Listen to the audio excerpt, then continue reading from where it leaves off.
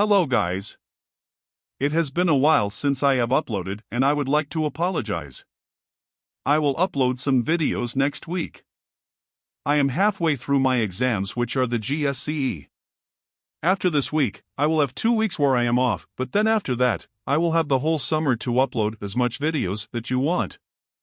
That is it. I hope you will enjoy the story. This is What If Naruto Was Neglected Part 1. Let's go. The Kyuubi chakra was split into two halves and sealed into Naruto's sisters, the yang into Urza, and the yin into Mito. But there was another being there that night, and 3 possible hosts. Minato was able to survive the sealing by changing the seal at the last minute, not realizing his mistake until years later. Chapter 1: Happy Birthday. Naruto sat in his room glaring out the window into the training field out back of his family's house. The curtains were mostly closed and the lights were off. The room itself was mostly bare, almost clinically so. The only things present in the room was a bed, desk, and dresser. More so, everything inside it was white, and it looked to have been cleaned so obsessively that there wasn't even a speck of dirt. Looking around, he couldn't help but frown as he looked around. He hated the color white. It was too bright and clean, like everything else in his life. Naruto was one of 3 children, triplets in fact. Turning back to the window, he once again looked out, watching as his sisters trained. Mito continually hit and kicked a training dummy, their father Minato watching on from the sidelines, occasionally calling out pointers to her or words of encouragement. He could see the pattern of her moves, could almost hear the beat her hits were making as they hit the training dummy. On the other side of the family training ground, he could see his other sister Urza. She, unlike Mito, was moving through a number of swordsmanship stances, wielding a wooden sword in her right hand. Kushina, like Minato, was stood on the sideline, smiling as she directed her training, teaching her different stances as she did so. Both of his sisters looked like mini versions of their mother, with the same long red hair and light purple eyes, but unlike Kushina, they had 3 whisker marks on each cheek. Mito was dressed in a baggy white shirt, red shinobi trousers. To finish this off her outfit, she had white bandages wrapped around her hands and wrists. Urza, on the other hand, had taken a recent liking to wearing armor, with a blue shirt beneath her armor and heavy metal boots as opposed to traditional shinobi sandals. But while they both looked like mini versions of Kushina, the resemblance was nothing compared to how much they looked like each other. The only way to tell them apart was their clothes, and sometimes their hairstyles. There was a reason why Naruto was sat sulking in his room whilst his sisters were outside being trained by their parents Minato and Kushina. The reason for this separation began almost 9 years ago. On the night he and his sisters were born, the Kyuubi, the 9-tailed demon fox, had been forcibly extracted from his mother, who had been left weak from giving birth to both Naruto and his 2 sisters. Luckily, Minato had been prepared and been able to reseal it before it could do any real damage to the village. He had also been able to seal just enough of the chakra in the air into his wife in order to keep Kushina alive, despite having had the Kyuubi removed from her. When it came down to sealing the Kyuubi again, Minato wasn't able to seal it back into his wife, as in her weakened state it would kill her. Instead, he had to seal it in his own children, who due to their uzumaki heritage were the only ones who could safely contain the beast. The fox was therefore split in half, with the Kyuubi's yin chakra being sealed into Mito and its yang chakra being sealed into Urza. His sisters were chosen as they were healthier and stronger than Naruto, who was born the smallest of the triplets, the runt of the litter, so to say. Because of this, both his sisters needed training from a young age in order to control the demonic chakra that was contained inside their bodies, along with the violent reaction that came with it. Naruto had seen them lose control once from his window, and both had been little more than wild animals until his parents slapped a seal on them to put them down and help them regain control. Unfortunately, though Naruto had not had a part of the Kyuubi sealed into him that night, he had not been left unaffected from that hellish night, though unlike his sisters he didn't get a power boost from the effects of that night. According to the doctors, the Kyuubi's chakra had affected both Naruto and his sisters' bodies while in their mother's womb. Mito and Urza weren't affected by it because they had the Kyuubi sealed inside them, their bodies having its chakra to fight the effects. Something Naruto did not have. They didn't even have a name for what Naruto had, and he really hoped they didn't name it after him. The problem Naruto's body had supposedly developed from exposure to the Kyuubi's chakra at such a young age was that it only converted around 20% of the food he ate into nutrients, making it so that no matter how much he ate he was always starving. His body was painfully thin and weak, and because of that Naruto tended to be constantly fatigued and tired very quickly. The doctors had actually expected him to have died before he reached the age of 2, and were shocked when he passed what they called the danger age. While they claimed he would never be completely healthy, they also said that he wasn't going to just keel over and die without warning. However, despite having got past the danger age, that still didn't stop his family from treating him like glass, like a strong wind would make him break.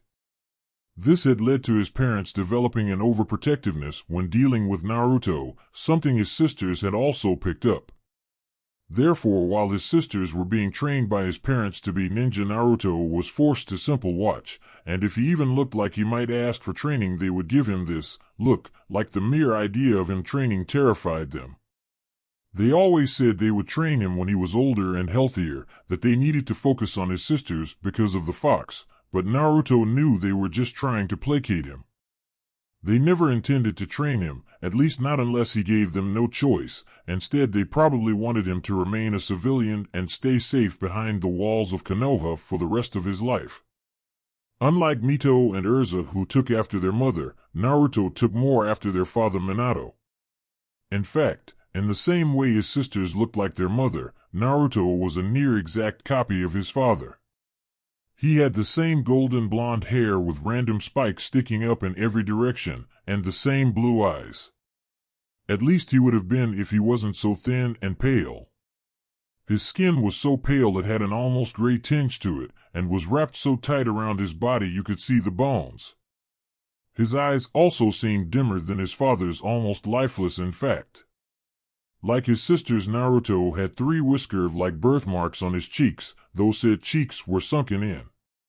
There were also dark rings around his eyes, making it look like he constantly had a pair of black eyes.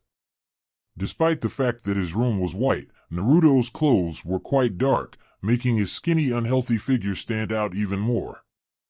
He wore a pair of black shinobi trousers, a gray t-shirt that despite being so small was still baggy on Naruto's body, and over the top he had a thick black hoodie with the hood pulled up to cover his hair. This was mostly so that his skin was covered, leaving only his face and hands uncovered, as no matter where he went he always felt cold. With a small grunt, Naruto turned away from the window and closed the curtain fully and plunging the room into complete darkness. Yet despite this, Naruto could still see perfectly as if the room was full of light. Naruto always hated bright light, it hurt his eyes and burned his skin.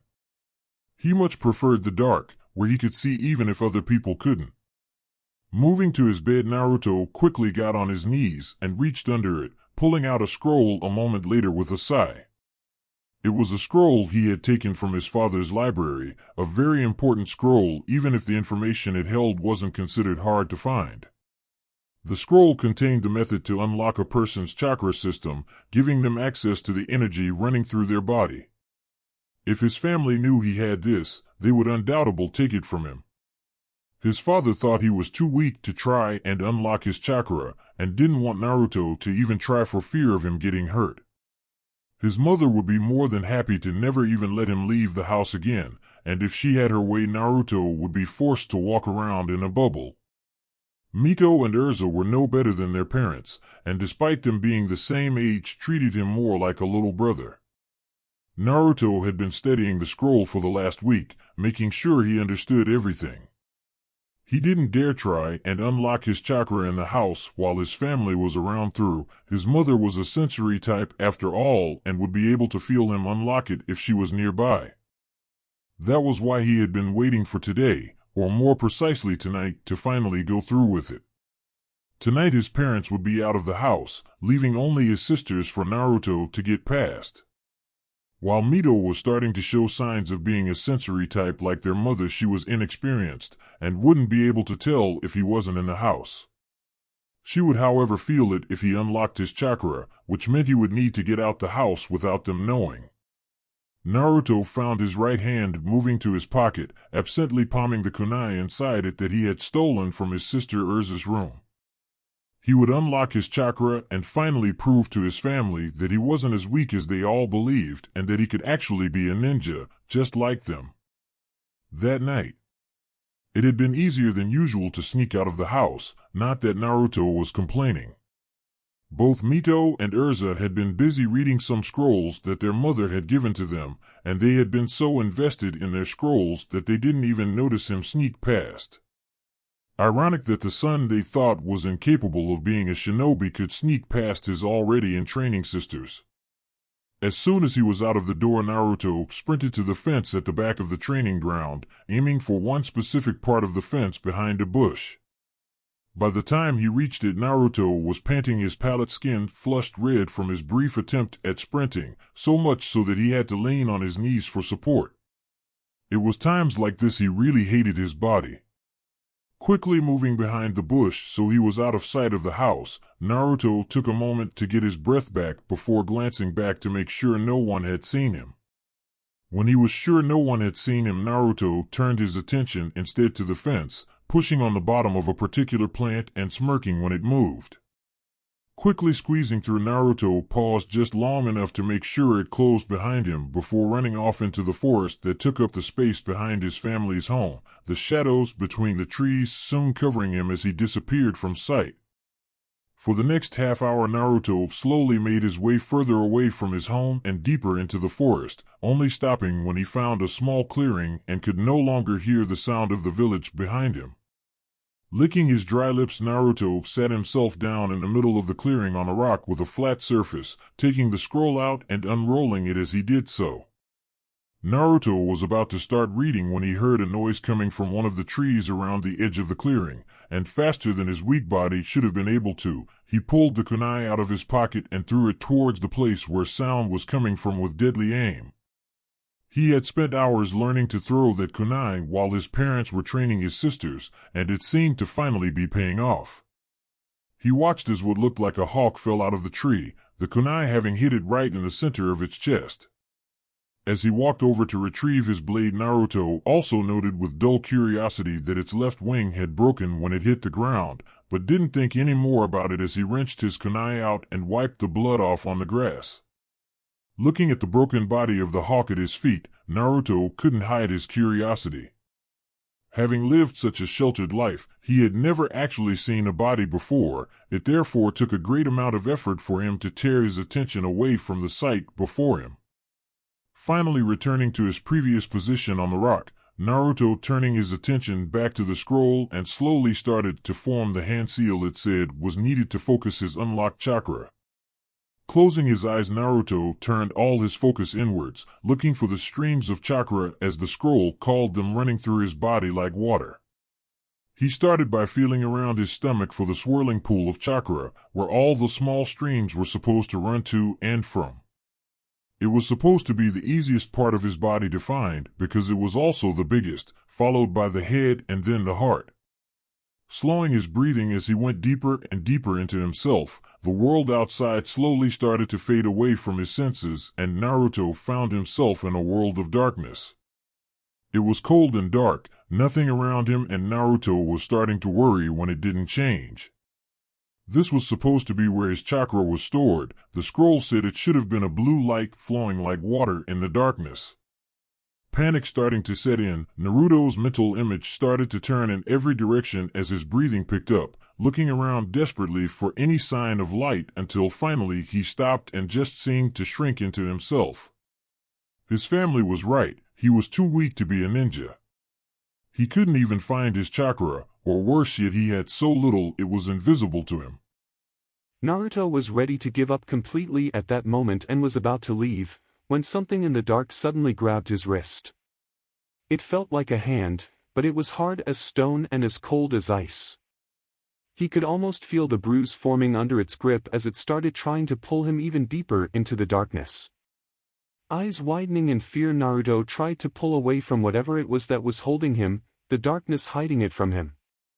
But it was too strong, its grip unyielding as it pulled him down.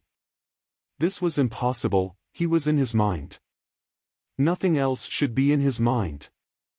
Naruto wanted to scream, but when he opened his mouth no sound came out. Finally the thing let go of his wrist, Naruto quickly hugging it to his body as he tried in vain to see what had been holding it. He turned in every direction, unsure of what was up or down at his moment as his eyes shot about looking for any more movement in the darkness. However, instead of movement, Naruto's eyes found something else. Something that made his heart skip a beat and tears form in the corners of his eyes. Light. Not blue like the scroll had said it would be, but a dark purple ball of light surrounded by what seemed like red lightning.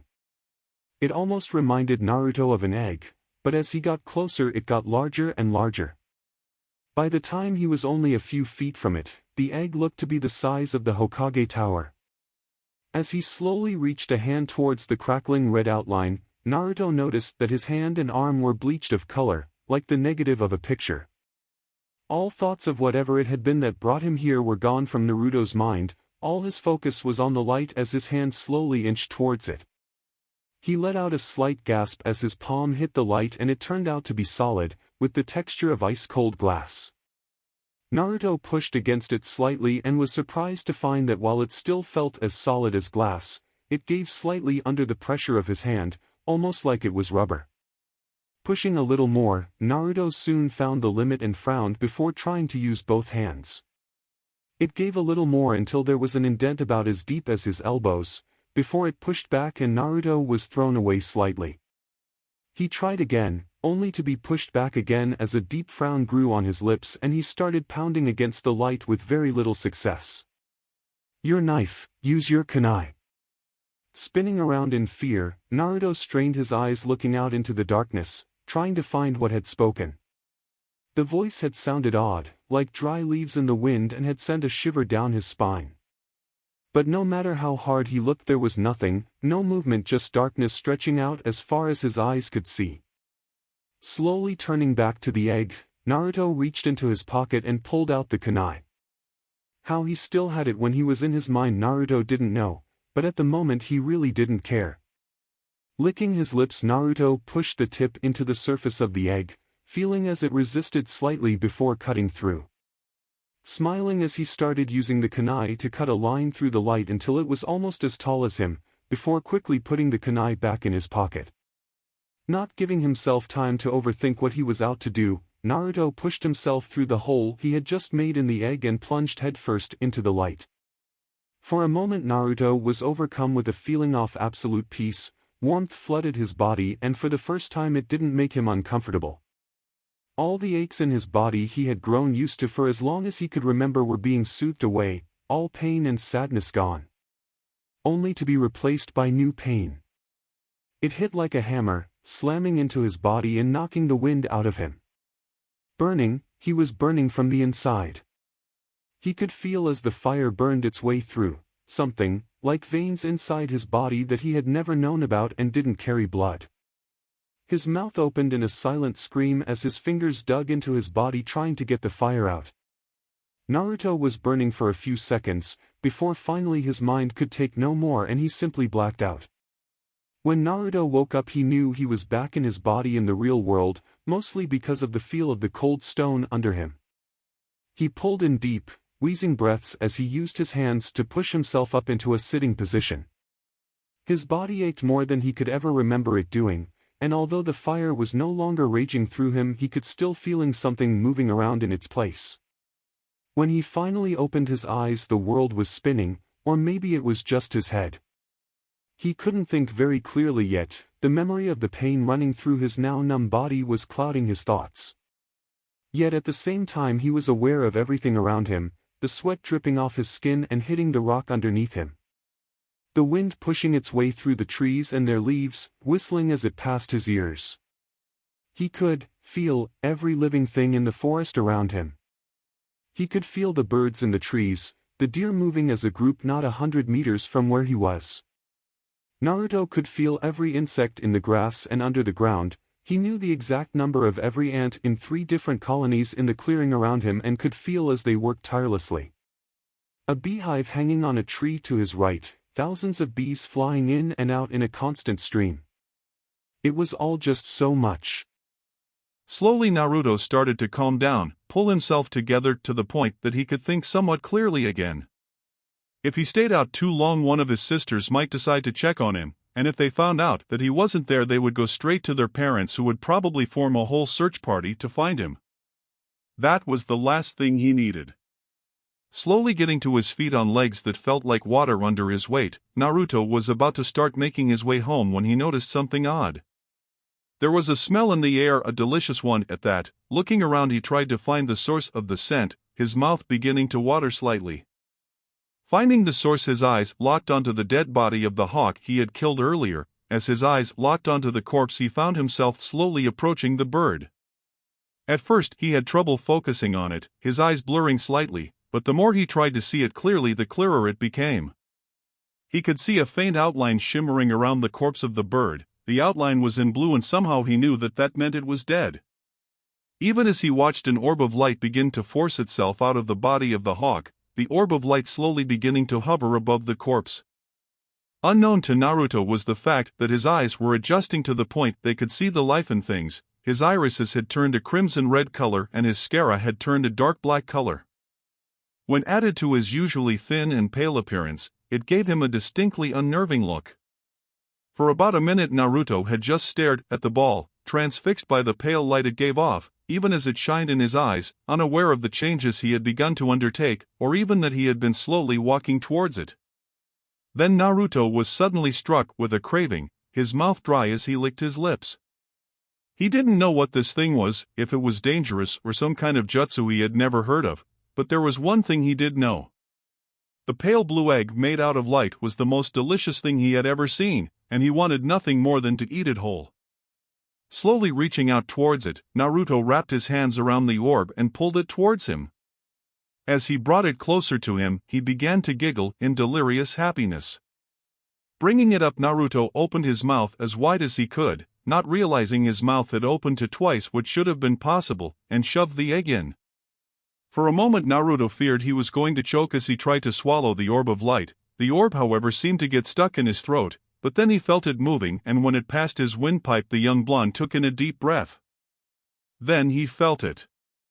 The moment the orb hit his stomach, Naruto felt his chakra increase ever so slightly, a cold sensation spreading through his body as it seemed to dissipate inside him and add to his reserves. He felt as the new pathways he had just opened pulsed, and couldn't help the pleased sigh that escaped his throat. This was the first time in his life that Naruto's body didn't hurt. He had done it, he had unlocked his chakra. Now his family would finally see that he wasn't weak, and that they would have to train him just like his sisters. He could be a ninja just like his father and protect the village. Licking his lips, Naruto opened his eyes to reveal that they had returned to normal. Turning in the direction of his home, he started walking towards it, a slight skip in his step as he headed home. By the time he had gotten home, the adrenaline rush from activating his chakra had worn off, and the moment he reached his bed, Naruto collapsed onto it and was asleep within moments of his head hitting the pillow. The next day Naruto was woken up by the sound of someone banging on his door and calling his name over and over again, and though it took a moment for his mind to fully wake up, he easily recognized the voice of his sister Urza and let out a groan. He didn't hate his sisters or anything, though they weren't as close as they had once been. When they were younger, he did everything with them. Hell, he would go to them if he had a nightmare in the night instead of his parents. But then they had started training and he was left out, and their parents refused to even consider letting him join them in the training. That had been about a year ago, and since then he had become distant from both Urza and Mito. Not that either of his sisters actually noticed. No, they were unsurprisingly too busy training to actually realize he was being left out of things.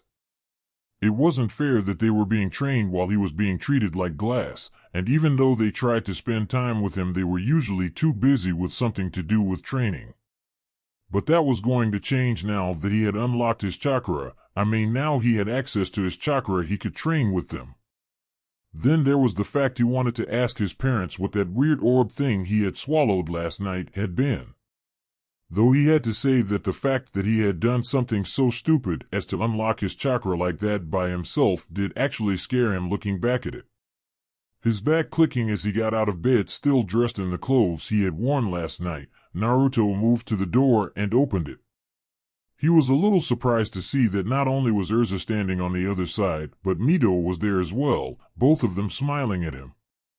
Mito was the first to step forward and pull Naruto into a hug, though the blonde was annoyed when he noticed that she was being overly gentle with him, still treating him like he was made of glass.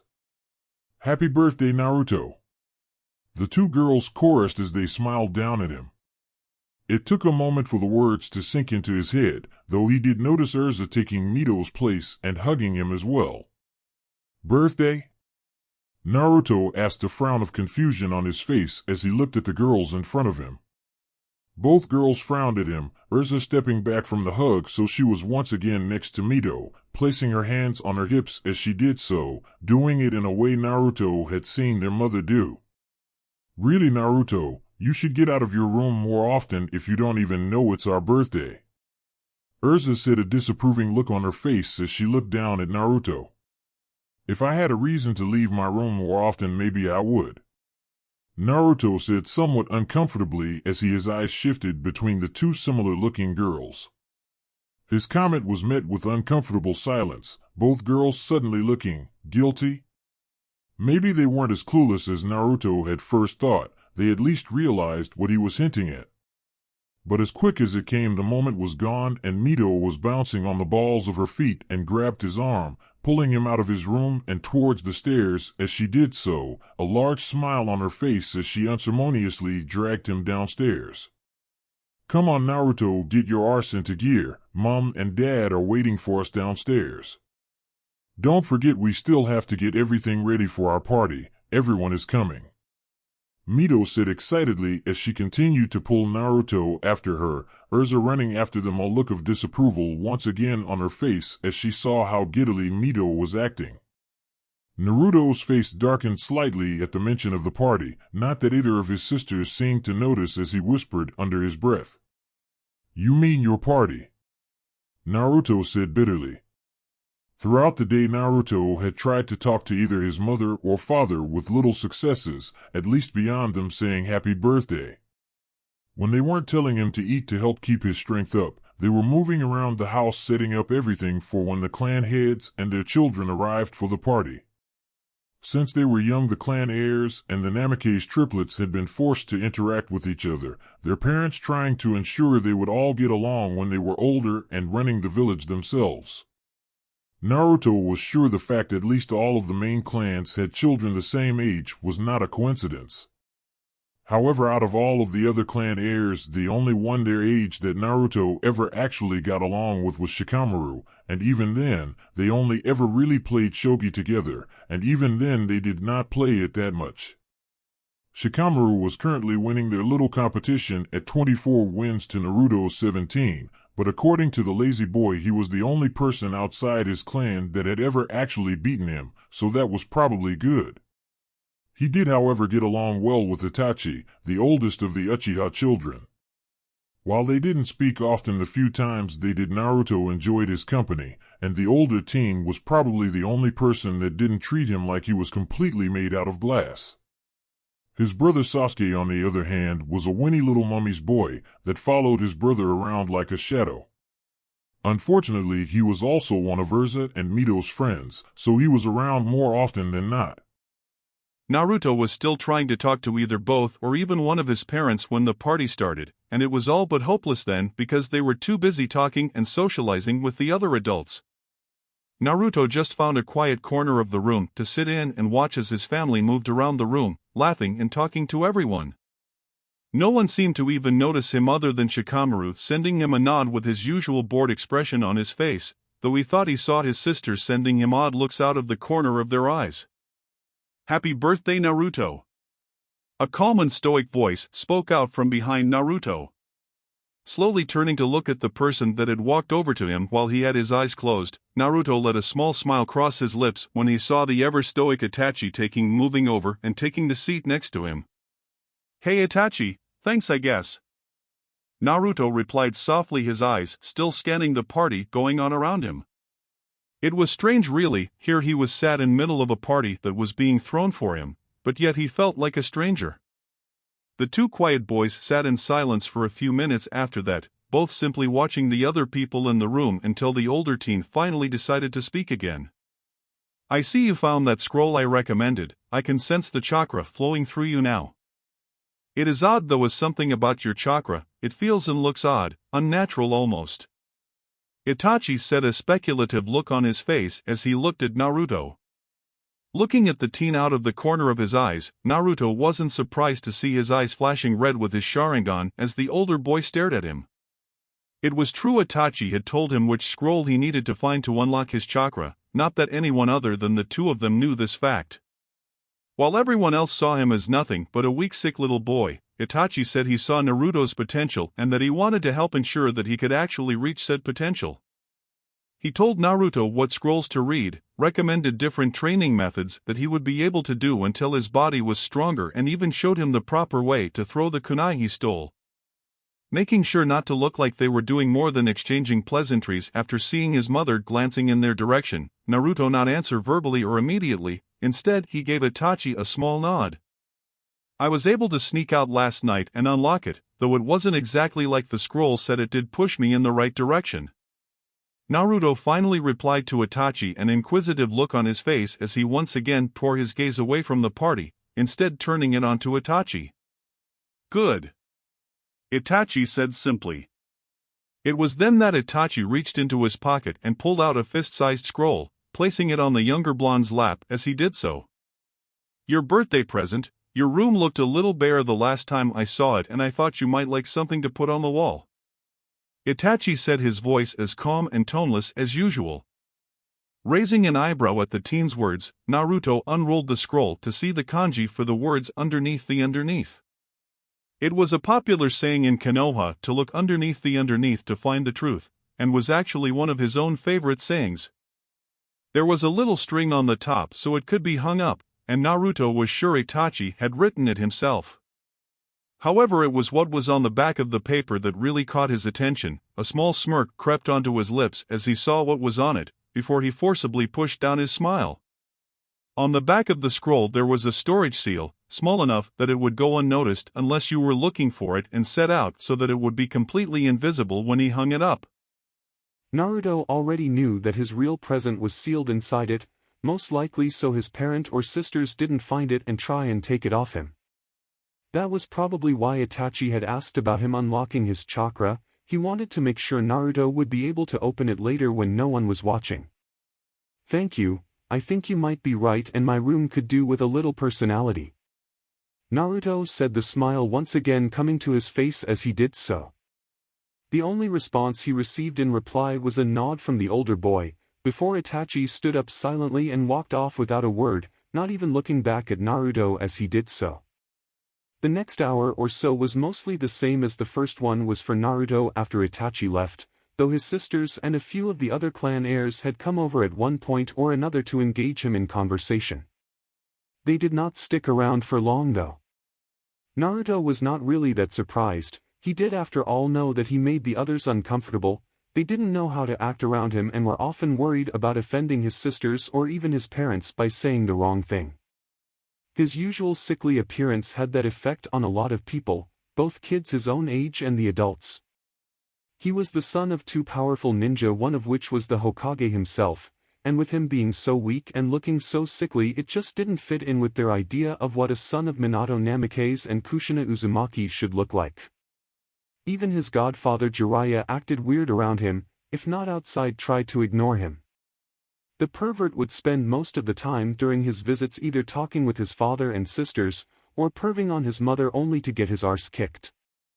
Even now Naruto saw the man's face was swollen after probably getting a beating either from his mother or some other woman, who had no doubt punched him for making a comment about their bodies. It did not seem to affect him as he was still smiling and talking to people as if nothing was wrong, even as he started turning purple from the bruises that formed. Naruto was about ready to head up when the sound of a glass ringing reached his ears and he turned to see his dad in the middle of the room. His mum stood next to him with a large smile as everyone turned to look at them. Attention everyone, I have an announcement. Urza, Mito, could you come over here for a moment? Minato said, a large smile on his face as he gestured for his daughters to join him.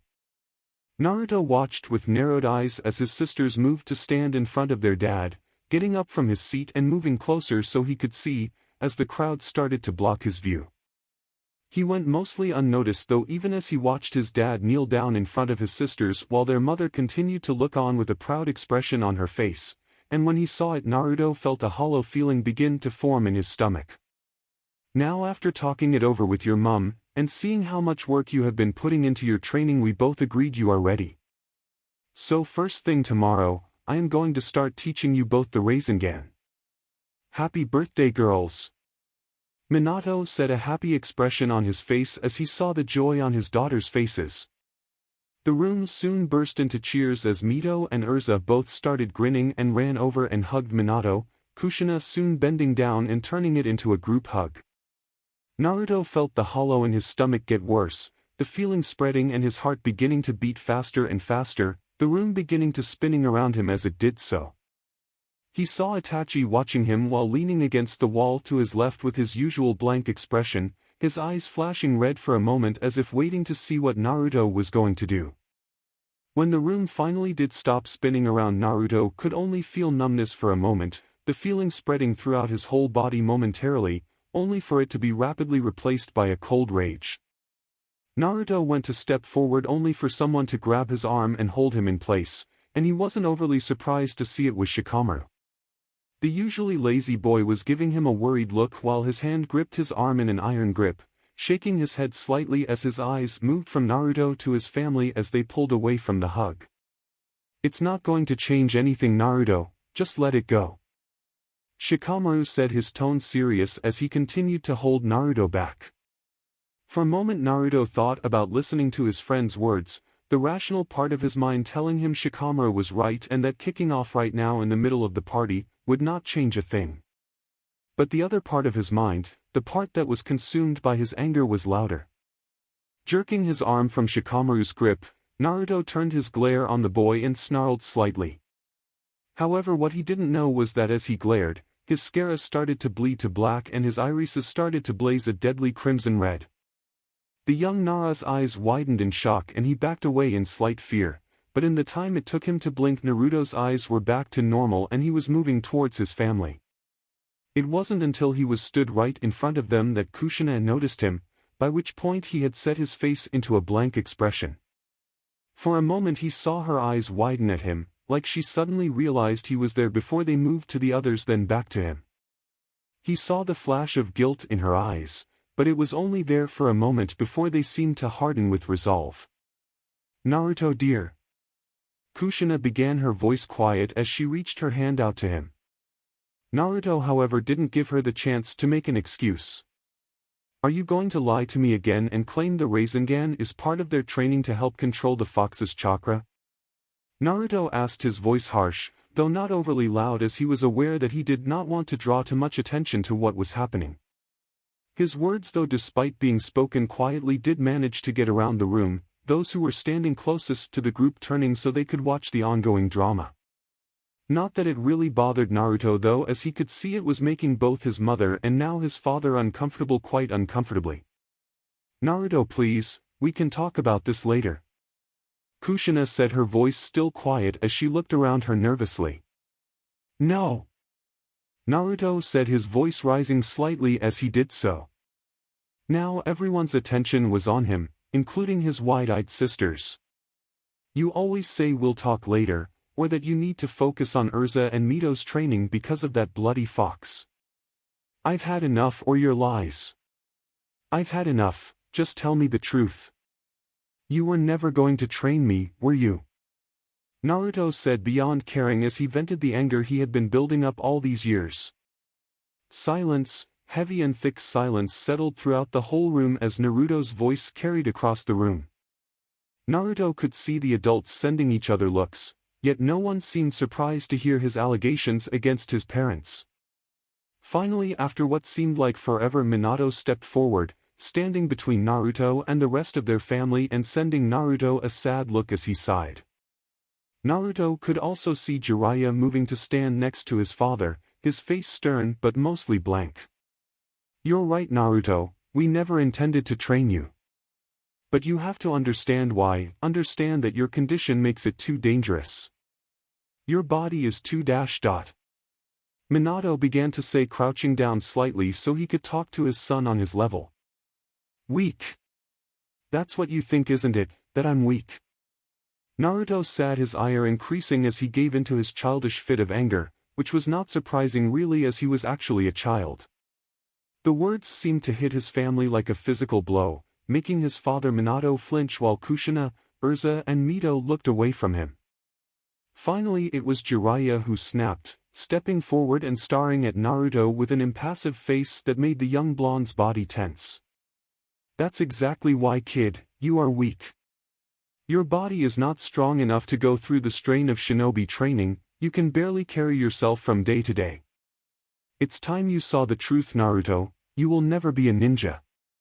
Jiraiya said, tired of all beating around the bush. It was time someone told the boy the truth. It was the best thing for everyone involved. Naruto had started taking steps back the more Jiraiya spoke, his words ringing in his head over and over. The tears he had been holding for so long finally started to escape his eyes and stream down his face as people backed away from him, no one seeming to be able to look him in the eye as he ran from the room. Chapter 2, Hard Facts. With Kushina. For a moment Kushina could do nothing but stand frozen as her precious son Naruto ran out of the room. As she watched him leave, tears trailing down his face, she didn't know what she was supposed to do. For the last few years Jiraiya had been warning them about not being straight with Naruto, quite firm in the belief that giving him false hope was many times crueler than just being honest with him. But how were you supposed to tell your child that they would never be able to live their dream, and that he was through no fault of his own too weak to do what every other member of his family did? Despite everything that had happened with the Kyuubi, the day the triplets were born had been the best day of her life. It had been the day she had become a mother. Not even that damn fox getting loose could ruin that, no matter what other people might think. Unfortunately though, her happiness couldn't last long. It had taken about a week for them to notice something was wrong with Naruto. He fed the same if not more than his sisters, yet despite his healthy appetite he didn't seem to gain any weight. His baby fat had been melting away more and more with each passing day, and his cries of discomfort never seemed to stop. It got so bad that they had to call in the doctors, and when the medical professionals did their tests what they found broke both Minato's and her own hearts. 2 years, 3 if they were lucky. That was how long the doctors had given him to live, and even then that was only with her baby boy living in the hospital with an 4 hooked into his tiny arm, the feed constantly trying to give him the nutrients his own body just wasn't able to process. When he had been in the hospital the both of them had visited him every day, Kushina practically moving into the hospital with the girls for those 3 years. If not for his duty Minato would have been there with her, but they had made do with him making time to visit at least once a day. Kushina had watched every day as her baby seemed to wither away more and more, getting thinner and weaker every day that passed. He had been so small lying in that hospital bed, he had been fragile, like glass. Yes, those first few years had definitely been hard. Then the day came that the doctors told her that despite all the odds, Naruto had lived past what the doctors had called his danger age.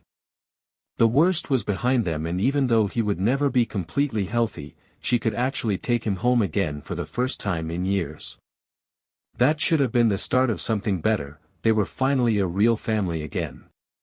But Mito and Erza needed training to help prepare them for dealing with the fox. Erza had shown straight away that she had the Uzumaki bloodline, one that Kushina also possessed, solid chakra, and over the years Erza had demonstrated an understanding and a skill in it that Kushina herself had never had. Kushina could use it to make her chains with a blade on the end, and had even learned how to use them to suppress the chakra of anyone or anything she had caught in them. But Erza had taken the skill one step further. Her little girl seemed to be able to make almost anything with them, including actual armor of all things. Then there was little Mito, her other daughter, who while born without the Uzumaki bloodline, was slowly turning into a very adept sensory-type shinobi. As where Urza found her passion in kenjutsu, Mito instead found hers in fuinjutsu. Like her father, she was fascinated by seals of all kinds, learning them, studying them and taking them apart to see how they worked. That coupled with her growing skill in taijutsu told Kushina that she would be a very strong kunoichi one day. In fact both her girls would. Naruto though, sometimes there were days he couldn't walk down the stairs without getting winded. Just the thought him even holding a kunai terrified her, let alone actually training with one. But when he had seen his sisters training he wanted to join them. Kushina had seen it in his face. Naruto wanted to be a ninja, her sickly little boy. Both Kushina and Minato knew that if he ever tried to unlock his chakra his weak little body might just break from the strain, let alone try and use it. So they instead tried to buy themselves time, explaining how they couldn't train as instead they needed to focus on getting his sisters ready because of the fox. They just wanted to wait until he was older and more mature, maybe then he would be able to understand that he just couldn't be a shinobi. But Jiraiya was right, even though she was angry enough to kill him at the moment Kushina knew he was right.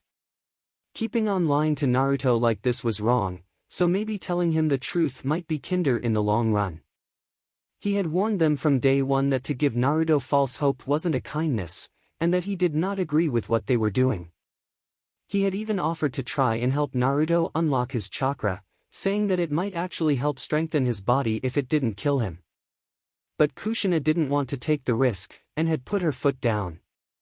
That was why Jiraiya had always kept his distance from Naruto. The man was unwilling to lie to him, but at the same time he knew it wasn't his place to go against the both of them, as they were his parents. Kushina also knew that if Naruto had ever asked him, the old pervert would have been more than happy to train him, and so he had tried to distance himself to avoid it. However, none of it changed anything right now, not after seeing her son running out of the room in tears with a heartbroken expression on his face. Turning a glare on the legendary shinobi, Kushina waited until she saw him flinch and look away in shame before running after her son. As she left, Kushina could hear Minato apologizing to the guests, before saying the party was over. With Naruto. By the time he had reached his room, Naruto's tears had given way to numbness, his face falling into an expressionless mask as he sat on his bed. His head was still ringing with Jiraiya's words, echoing over and over again. You will never be a ninja, you will never be a ninja, you will never be a ninja. But the fact was all it had done was validate everything Naruto had already known, that his family thought he was weak. That they had been lying to him for years, and that they never actually intended to train him like Mito and Urza, never. Squinting slightly as he felt his eyes burn, Naruto shook his head thinking he was going to start crying again, not realizing that the pupils in his eyes kept bleeding out before receding again. Naruto found himself absent-mindedly palming the kunai that was still in his pocket, running a finger along the edge and making a mental note that it needed sharpening. He was actually about to take it out when he felt someone's chakra from downstairs break off from the rest and start up the stairs, the sound of their footsteps soon reaching his ears. If he had more experience, Naruto might have been able to tell how it was from chakra alone, but for now all he could do was tell that whoever they were, they had a lot of chakra. He didn't have to wait long, however, because a moment later there was a soft knock on the door before it was opened slightly, and the face of his mother could be seen through the opening. Naruto hadn't turned the light on when he had entered, making the light from the hallway cut through the darkness of his room only to end at his feet and leave the rest of his body in shadows. But while his face was hidden, Naruto could clearly see the concerned face of his mother, her eyes somehow finding his own in the dark even though she would be unable to actually see them. She made no move for the moment to enter his room, standing in the doorway and trying to squint as her hand reached for the light switch. Only to let out a sigh when she did and nothing happened, Naruto having removed the light bulb several days ago. Naruto dear, we need to talk about this. Kushina said softly as she saw the shadow-cloaked figure of her son sat on his bed in the dark room. Naruto didn't answer straight away, trying to get his voice under control so it didn't break and show even more weakness than she expected from him. What exactly is there to talk about? You both have been lying to me for years. Constantly making promises you never intended to keep, giving me false hope. You think I'm too weak to even unlock my chakra, don't you? Naruto said, his voice as hollow as his gaze as he finally looked his mother in the eyes. He watched as she flinched at each accusation as if they were physical blows, tears gathering in her eyes. But at this moment in time Naruto just couldn't bring himself to care. As much as he loved his family, they had lied to him and that had truly hurt him. Seeming to give up on the light, Kushina walked into the room and sat on the bed next to him, and though she still couldn't see more than his outline, Naruto could still see her perfectly in the darkness. He could see her just as clearly as if it was day. Naruto, we should have been straight with you when you first asked us for training. Both your father and I knew from the start that we shouldn't have promised to train you. I am so sorry, we never should have lied to you. But we just couldn't. We thought if we waited until you were older it would be easier to explain things then. Kushina said quietly as she sat next to her son. She made to rest her hand on his shoulder in comfort, but pulled back when he flinched away from her touch as if it were poison.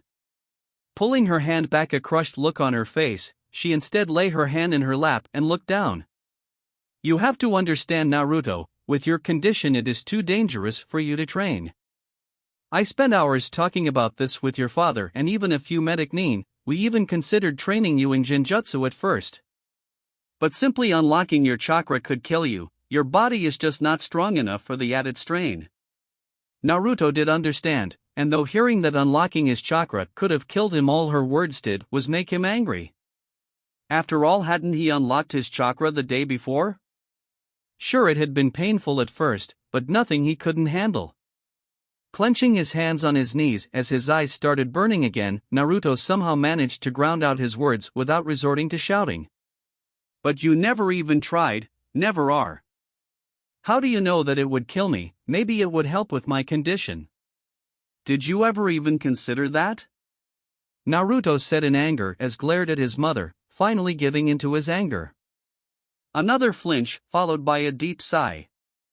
We did, and everyone we talked to agreed that if unlocking your chakra didn't kill you, it might help your condition.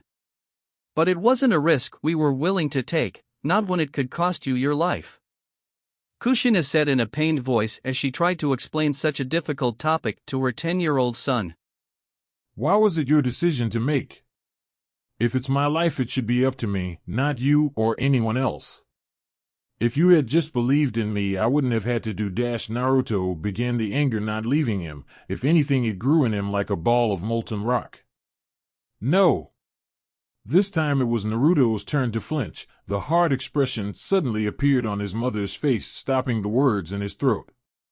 Naruto, no matter what you think of us at the moment, your father and I have every right to make that decision. If it's a choice between your life or your ability to use chakra, there is not, and there never will be a choice. You might not understand it right now, but we could never risk losing you, not again. This time, when Kushina reached out to him, Naruto didn't move away, and was quickly pulled into a firm hug while she stroked the back of his head soothingly. They stayed like that for several minutes, neither saying anything as Naruto allowed himself to take comfort in the familiar embrace. When they finally did separate again, Naruto saw his mother had tears in her eyes, but that she also had a small smile on her lips. It's getting late and a lot of things have happened today. I'll let you get some rest, and your birthday presents will still be downstairs tomorrow when you wake up. If we need to, we can talk more about this in the morning, but we will not change our mind on this, Naruto. Unlocking your chakra is not worth risking your life over. Naruto stayed silent as Kushina slowly stood up and left, closing the door behind her. He listened as she stood outside his door for a moment, before letting out a sigh that was muffled by the door and walking back downstairs. Letting out a sigh of his own, Naruto lay down on his bed, still clothed, with one arm over his eyes as he finally let sleep take him. The next morning Naruto was set to tell his family that he had unlocked his chakra, and while he knew they would be angry with him, he knew it would all be okay in the end. He had proven he wasn't as weak as they thought he was, and now they would have no choice but to train him along with both Mito and Erza. Unfortunately, while they were all sat eating dinner, both his mother and father were called for an emergency council meeting, and had to leave before he had a chance to tell them. They had left with Kushina promising they would talk after the meeting was over, but Naruto knew from experience that these meetings could take hours. Mito had quickly taken over the table after breakfast to work on her seals, writing the same ones over and over again until she got it perfect before trying to do it faster. Urza had relocated herself to the training room to practice her kenjutsu, muttering to herself about needing to work on her spear-wielding skills. With nothing else to do, Naruto had decided to look through the presents he had gotten last night, but had left before opening, too upset with the whole situation to stay downstairs. Shikamaru had given him several new chess sets, each styled to look like ninja from each of the 5 great hidden villages. Choji and his family had given him a cookbook, with hundreds of different recipes. He had even gotten a bonsai tree from Ino and her father, along with the equipment he would need to care for it. There were several other presents from the different clans along the same lines, all of them unsurprisingly avoiding being anything to do with shinobi training, unlike what had been given to his sisters. He did end up with a decent amount of money through, which he was sure would be useful. It wasn't surprising really, there was not a whole lot known about it, so it would no doubt be difficult to buy presents for him. When he had come to a small bundle wrapped in paper with pictures of toads on it, Naruto had debated for several minutes on just throwing it away before putting it down and ignoring it. Then he came to the presents from his family. Mito had given him a notebook filled with blank pages of high-grade paper, with Urza giving him a set of charcoal pencils for drawing. Somehow he thought it might be a cooperative gift between the two of them. His parents had given him a framed picture of all of them together in a group, a perfect family, all them smiling at the camera. It had Naruto standing in the middle with Urza on his right and Mito on his left, both hugging his arms to themselves, huddling his smaller frame between them. His mother and father were knelt behind them, Minato with his arm around his wife's waist and Kushina giving the peace sign, a large grin on her face as she looked into the camera. Naruto remembered it being taken a week before they had started training his sisters, back when they were one big happy family. Letting out a sigh after seeing the picture, Naruto got up and decided to go for a walk to clear his head, knowing his parents wouldn't be home for another few hours at the least. He didn't bother telling either of his sisters he was going out, planning on being back before they really noticed. He also didn't want to risk one or both of them insisting they come with him, which especially after his outburst last night he knew had no doubt they would do. Using the same method as when he left to unlock his chakra, Naruto made his way over to the loose board in the fence and into the forest without any particular destination in mind. Just wandering, letting his feet take him where they may. Yet after about half an hour of just walking and using his newly discovered sensory ability to feel the different things around him, Naruto somehow ended up back in the same clearing he had unlocked his chakra in before. The body of the hawk he had killed was gone, though judging by the trail of blood and feathers Naruto guessed a fox must have found it and taken it back to its den. After looking around the clearing for a moment, he gave a small shrug before walking over and sitting on the rock that was stuck up slight, protruding from ground in the middle of the clearing.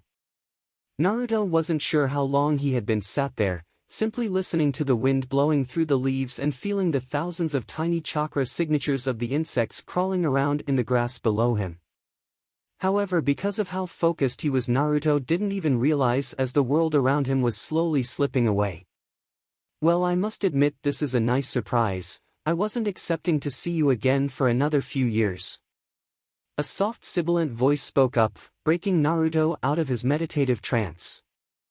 Naruto's eyes shot open at the sound of the voice, only to widen in shock at what he saw. He was stood on what seemed to be a stone wall, acting as the border between two landscapes, both of them as different as night and day, literally. On the landscape to his right it looked like the forest that surrounded Konoha, covered in tall lush trees and bathed in bright sunlight, and in the distance there was what looked like a lake. Everything looked alive and healthy, and the air was filled with the sense of nature, and even though he couldn't see any actual animals, it still felt like being in the middle of a peaceful forest. The sky was mostly clear, with the odd clouds slowly floating by in the clear blue sky. The land on his left was the complete polar opposite, however, it seemed to have been bleached of all color. The earth was barren and was covered in dry sand, that was as white as bone and swirled around in the air, pushed about by the slight wind. Just like on the other side there were trees, but unlike the other side they were as dry and white as the sand and looked dead, their shriveled branches looking like they were clawing angrily at the sky. There were also several rocky outcrops bunched together, their shadows seeming to be stretching further than should be possible. The stones themselves were black as night. And unlike its counterpart on the other side of the wall, there was absolutely no life at all. The wall Naruto was stood on was probably as tall as the Hokage mountain and looked almost 300 foot wide, and made from a dull gray stone. However, the thing that shocked Naruto even more was the fact that above his head there was a giant gray orb, very similar to the one he had eaten from the bird, only with a purple center that seemed to act as the sun for both sides of the world. Not what you were expecting, I imagine. Just take your time and absorb it all. After all, it's not easy to see your own soul in physical form. The soft voice continued, echoing slightly. Naruto quickly turned around, looking for where the voice had came from, his eyes widening even further in shock as he found its source, Naruto taking a step back in fear as he did so. Standing on the wall not 10 feet away, was a boy the same age as him. But Naruto couldn't understand what he was seeing, because the boy looked like he could be his long-lost twin. He had the same face as Naruto, he even had the same whisker marks, but unlike Naruto, though, his short spiky hair was pure white and his skin had a grayish tinge to it.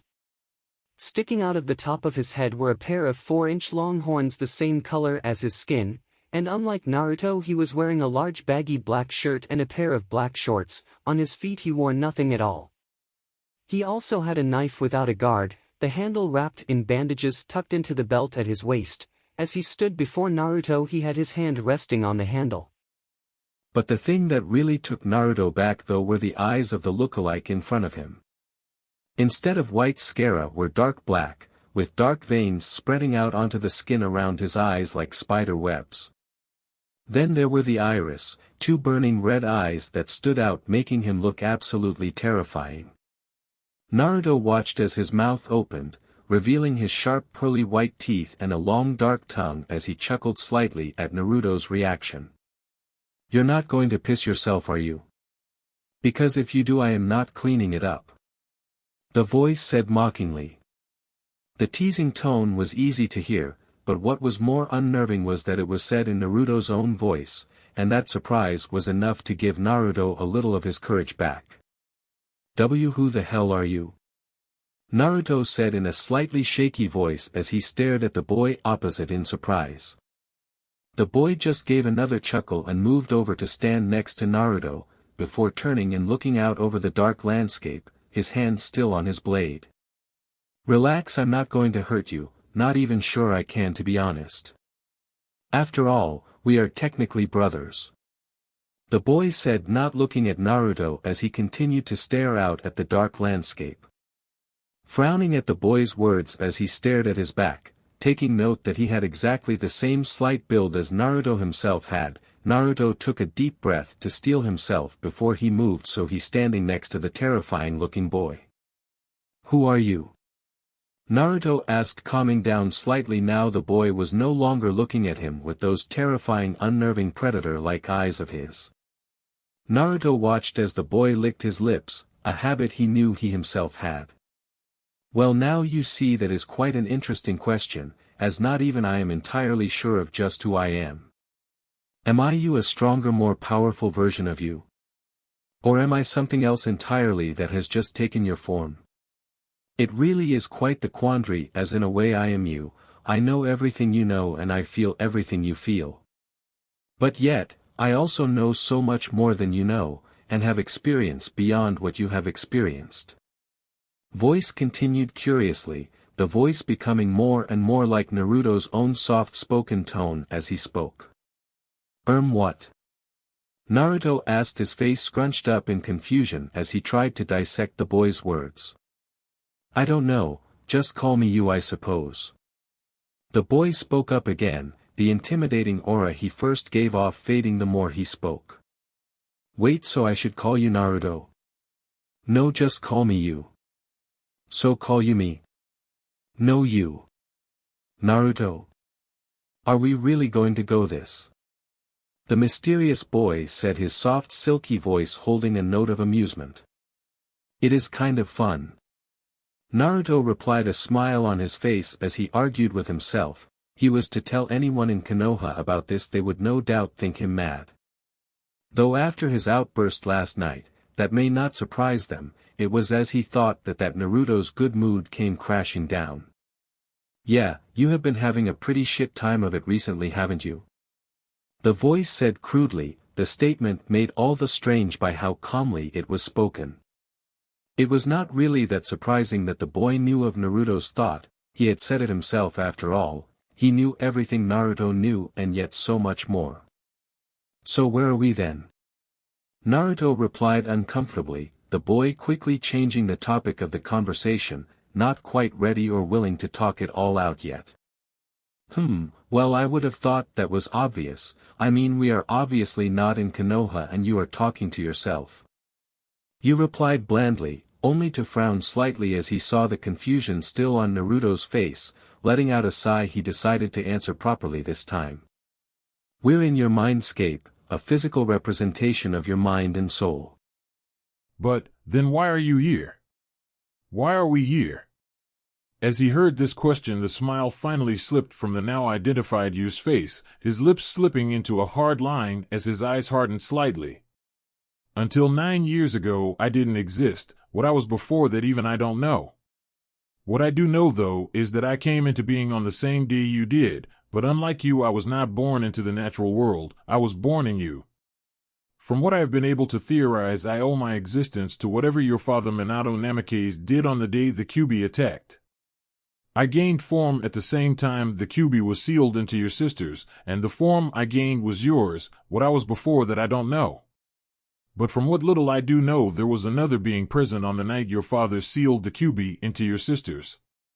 To defeat the beast, your father used the Death Reaper seal, a technique that was designed by the Uzumaki clan centuries ago. It was a seal that was supposed to summon the form of the Shinigami into being. Now, if things had gone as they should, your father would have had his own soul taken as collateral for sealing away the Kyuubi. But yet he didn't. You said, a frown on his face as he spoke. This was all just theories he had put together from the fractured knowledge he was born into being in possession of. Whether his theory was right or wrong, the boy did not know at this stage.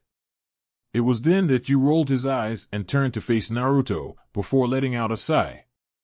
This is all, of course, just a conclusion I have come to based off of my knowledge and memories, but I believe that I was never meant to be self-aware or even exist. I think that when the Shinigami was summoned that night, something unexpected happened, something which led to me being created. I believe something was different about the seal he used, and that somehow a fragment of death's power was split off from the source, and instead of dispersing it clung to the closest available host, you. This led to the creation of me, a piece of foreign energy that gained sentience and was given life. It is a strange thought, isn't it, that from death there came life? Which I guess means you could say that I'm like a tailed beast, a sentient mass of chakra, single piece torn from the whole. Which, by the way, would technically make you my Jinchuriki. Hearing that explanation, Naruto couldn't help but frown. It sounded bizarre, but thinking on it more, he began to think that the boy may be right.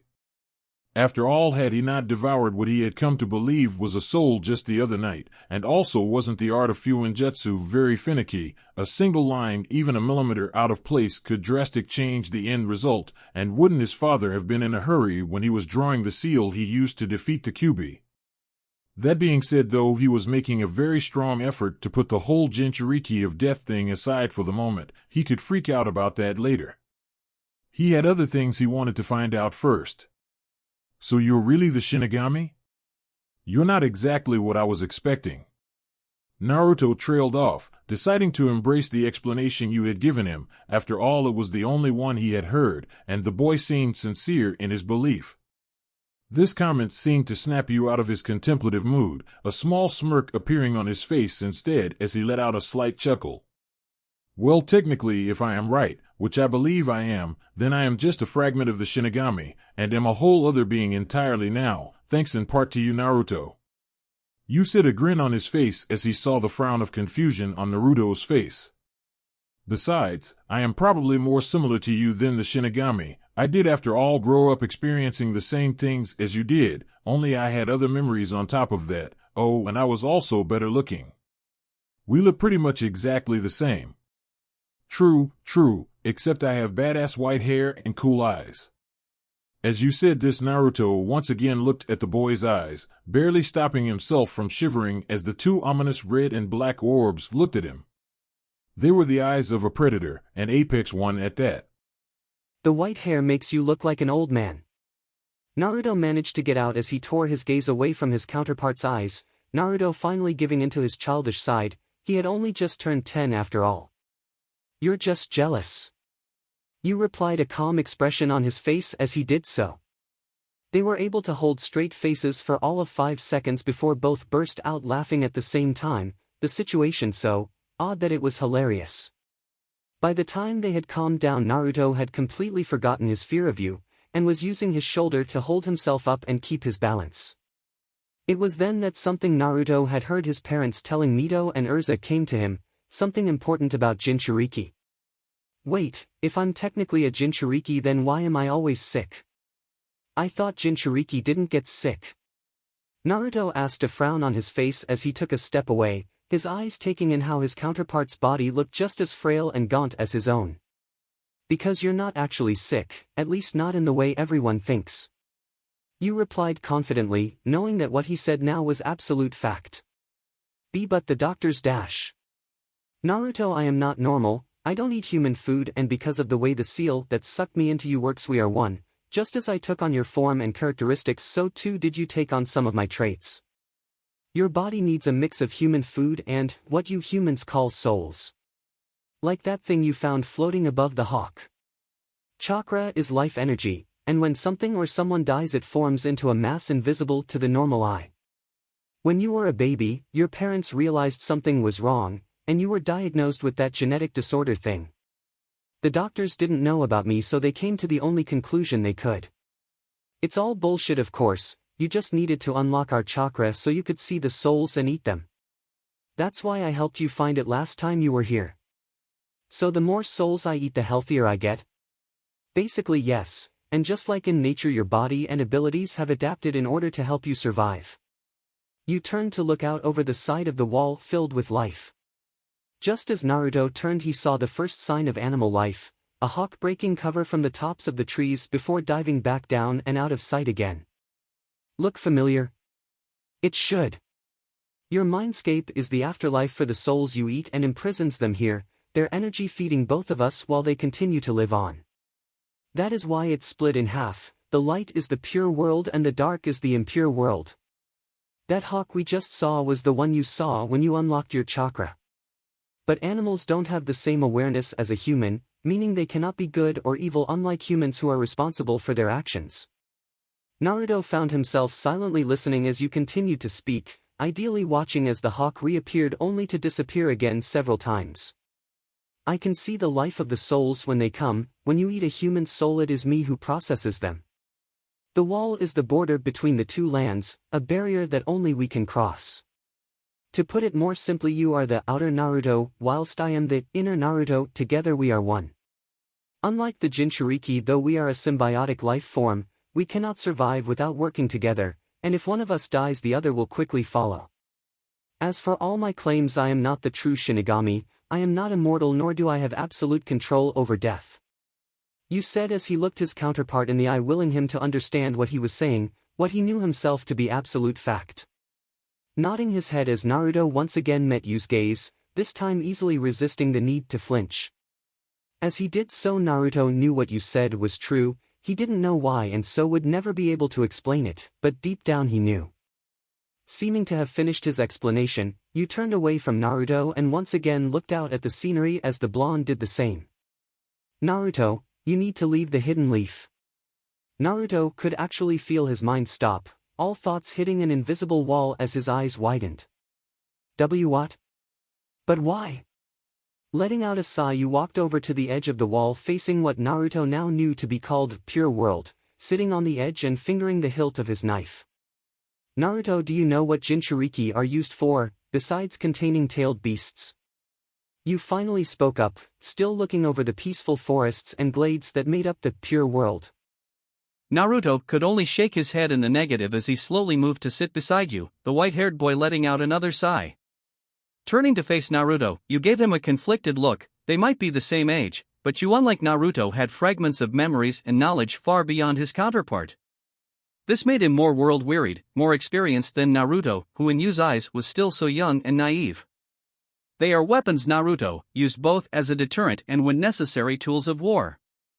Your status as the son of the Hokage is enough to protect your sisters and maybe even you from the worst of it, but the fact is you are one of a kind even among other Jinchuriki. There has never been a Jinchuriki for anything other than the tailed beasts, let alone one with the abilities you possess. You are unique and have the potential to be very powerful, and even in the Leaf there are people that would try and use you for their own gain. But my family would probably fight and die to protect you, at first, but the fact is they also have the interests of the village to look out for. Why do you think it is so important for Mito and Urza to learn to control the Nine Tails chakra, not suppress it? Whilst it is in their best interests anyway, it is also in the interest of the village to have them strong. And more than that, Naruto, in the eyes of many you would be an abomination, a being who needs to feast on the souls of others to survive. I doubt even our family could do much against the backlash and fear that knowledge, if it got out, would cause. But that is working of the fact that they themselves wouldn't fear us. We are unnatural, Naruto, and a fact of the world is that people fear that which is alien to them. Naruto found himself unable to look at you at this point, his eyes slowly becoming hollow as he thought of how his family would react. A part of them hoped that they would accept him, but that part was overshadowed by the fear that they wouldn't. Naruto had after all seen the reaction some of the villagers of Konoha had when they thought that people weren't looking. The civilians, they looked at his sisters with fear, and in some cases hate, and those two were the prized children of the beloved Hokage. Naruto, he was the black sheep of the family, already his presence unnerved people, that discomfort would be made 1,000 times worse if people found out the truth. And in Naruto's young mind, his parents who had already proven themselves untrustworthy by lying to him, they too might turn on him if they found out the truth. When he did look up again, the fear of abandonment and isolation on his face, he felt you lay a gentle hand on his shoulder. Turning to the boy, he say a kind and understanding look on his face. Naruto, I am not telling you this to hurt you, and if you want to stay in the village I will never say anything about this again. But you needed to hear this. People have been looking for a way to control or avoid death since man first understood the concept. You are a 5-course meal placed in front of a starving pack of wolves. At the moment they don't know you are there, but when they do they will fight each other and eat you alive. And nothing and no one will be able to protect us, not even ourselves, not unless we get stronger. Tears began to fall now, and the grip on his shoulder tightened slightly as his shoulder started to shake with suppressed sobs. I understand, we have to leave, it is not safe for us here anymore, and I don't know if Mom or Dad would support us. I just can't trust them anymore. Then we need to go, Naruto, carve our own path in this world. Become so powerful that we will never have to rely on others to protect ourselves. You said, fiercely, watching as a fire seemed to start to burn in Naruto, a slight smile on his face as he did so. Deep down Naruto knew you was right, and as he stood there in one that wall between light and dark he made his decision. He would become strong, he would become powerful, and never again will he have to feel as weak and powerless as he did now. Chapter 3: Runaway. With Naruto. In the end, Naruto didn't tell his family about unlocking his chakra, nor did he even try to bring up anything to do with chakra or training for the next few weeks. In fact, he went out of his way to be nice and quiet, even going so far as to sit outside in the shade and watch as Urza and Mito trained. His family seemed to think it was because of him finally accepting that he would never be a ninja and that he was making efforts to try and move on. But he hadn't, so when no one was looking he had started to prepare, waiting for the perfect moment to run. He already had everything planned out, he knew how he was going to get past the gate guards and he knew where he was heading. All that he needed to do now was to wait for the right time to leave. Naruto had just finished laying the things Itachi had given him for his birthday out on his bed, staring at them with hard eyes as he took the time to carefully examine each item. The seal had actually hidden a lot more than he expected, and still had room for more things to be put inside it. There was a thick gray and black coat with warm fur interior and an attached hood, and when Naruto put it on he found that it was a bit big for his gaunt frame, the coat ending just below his knees, with the sleeves stretching past his hands and the hood covering everything but his mouth. It was warm and cozy, but more importantly it offered him some slight protection, and also could be used as half-decent camouflage in a dark area. There were also 3 scrolls, one which listed several simple chakra exercises and the other which contained the basics on how to write seals. Naruto had looked through both, frowning at some of the seal designs. The last was about the different hand signs and how they direct chakra through the body, with sketches of each sign to show how it should be done. Then there was the blade, a sheath knife with a foot and a half blade and no guard with the handle wrapped in bandages, making him think of the knife you had. It actually looked a lot like the sort of blade he had seen Anbu carry, normally hidden under their cloaks or on their backs. The sheath was gray and the blade itself was both shape and polished to a shine, which confused Naruto because ninja blades were never polished to the point where it might catch the light and alert the target. A blank forehead protector attached to black cloth sat next the blade, something that was usually worn by ninja that didn't have a village but weren't missing nin. Ninja like that were very rare these days, though before the formation of the hidden villages they were almost all there was. If Naruto remembered correctly, they were called lone nin or wandering nin. There was also a compass that folded up into a small box that fit into a pocket on the cloak. The last thing that had been inside the seal was a large piece of wood, where a note had been attached which was in Naruto's hands at the moment as he read it over again. True ninja start as a blank slate, carving and shaping themselves through training, constantly working on themselves over time until the mask they create is their true face. Carve your own mask, and prove them all wrong for ever doubting you.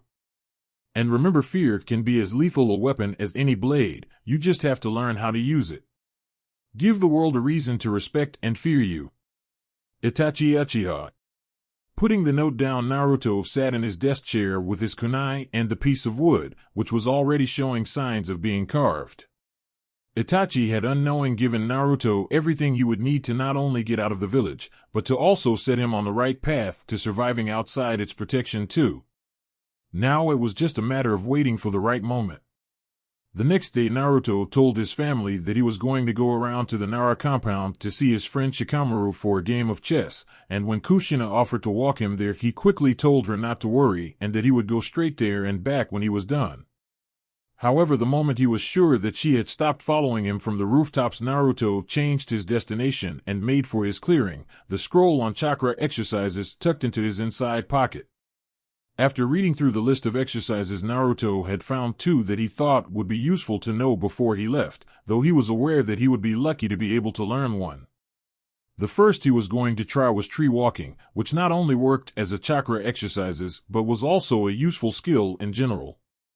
Deciding at the last moment to take his shoes off before starting, Naruto turned his attention to one of the trees and ran straight at it.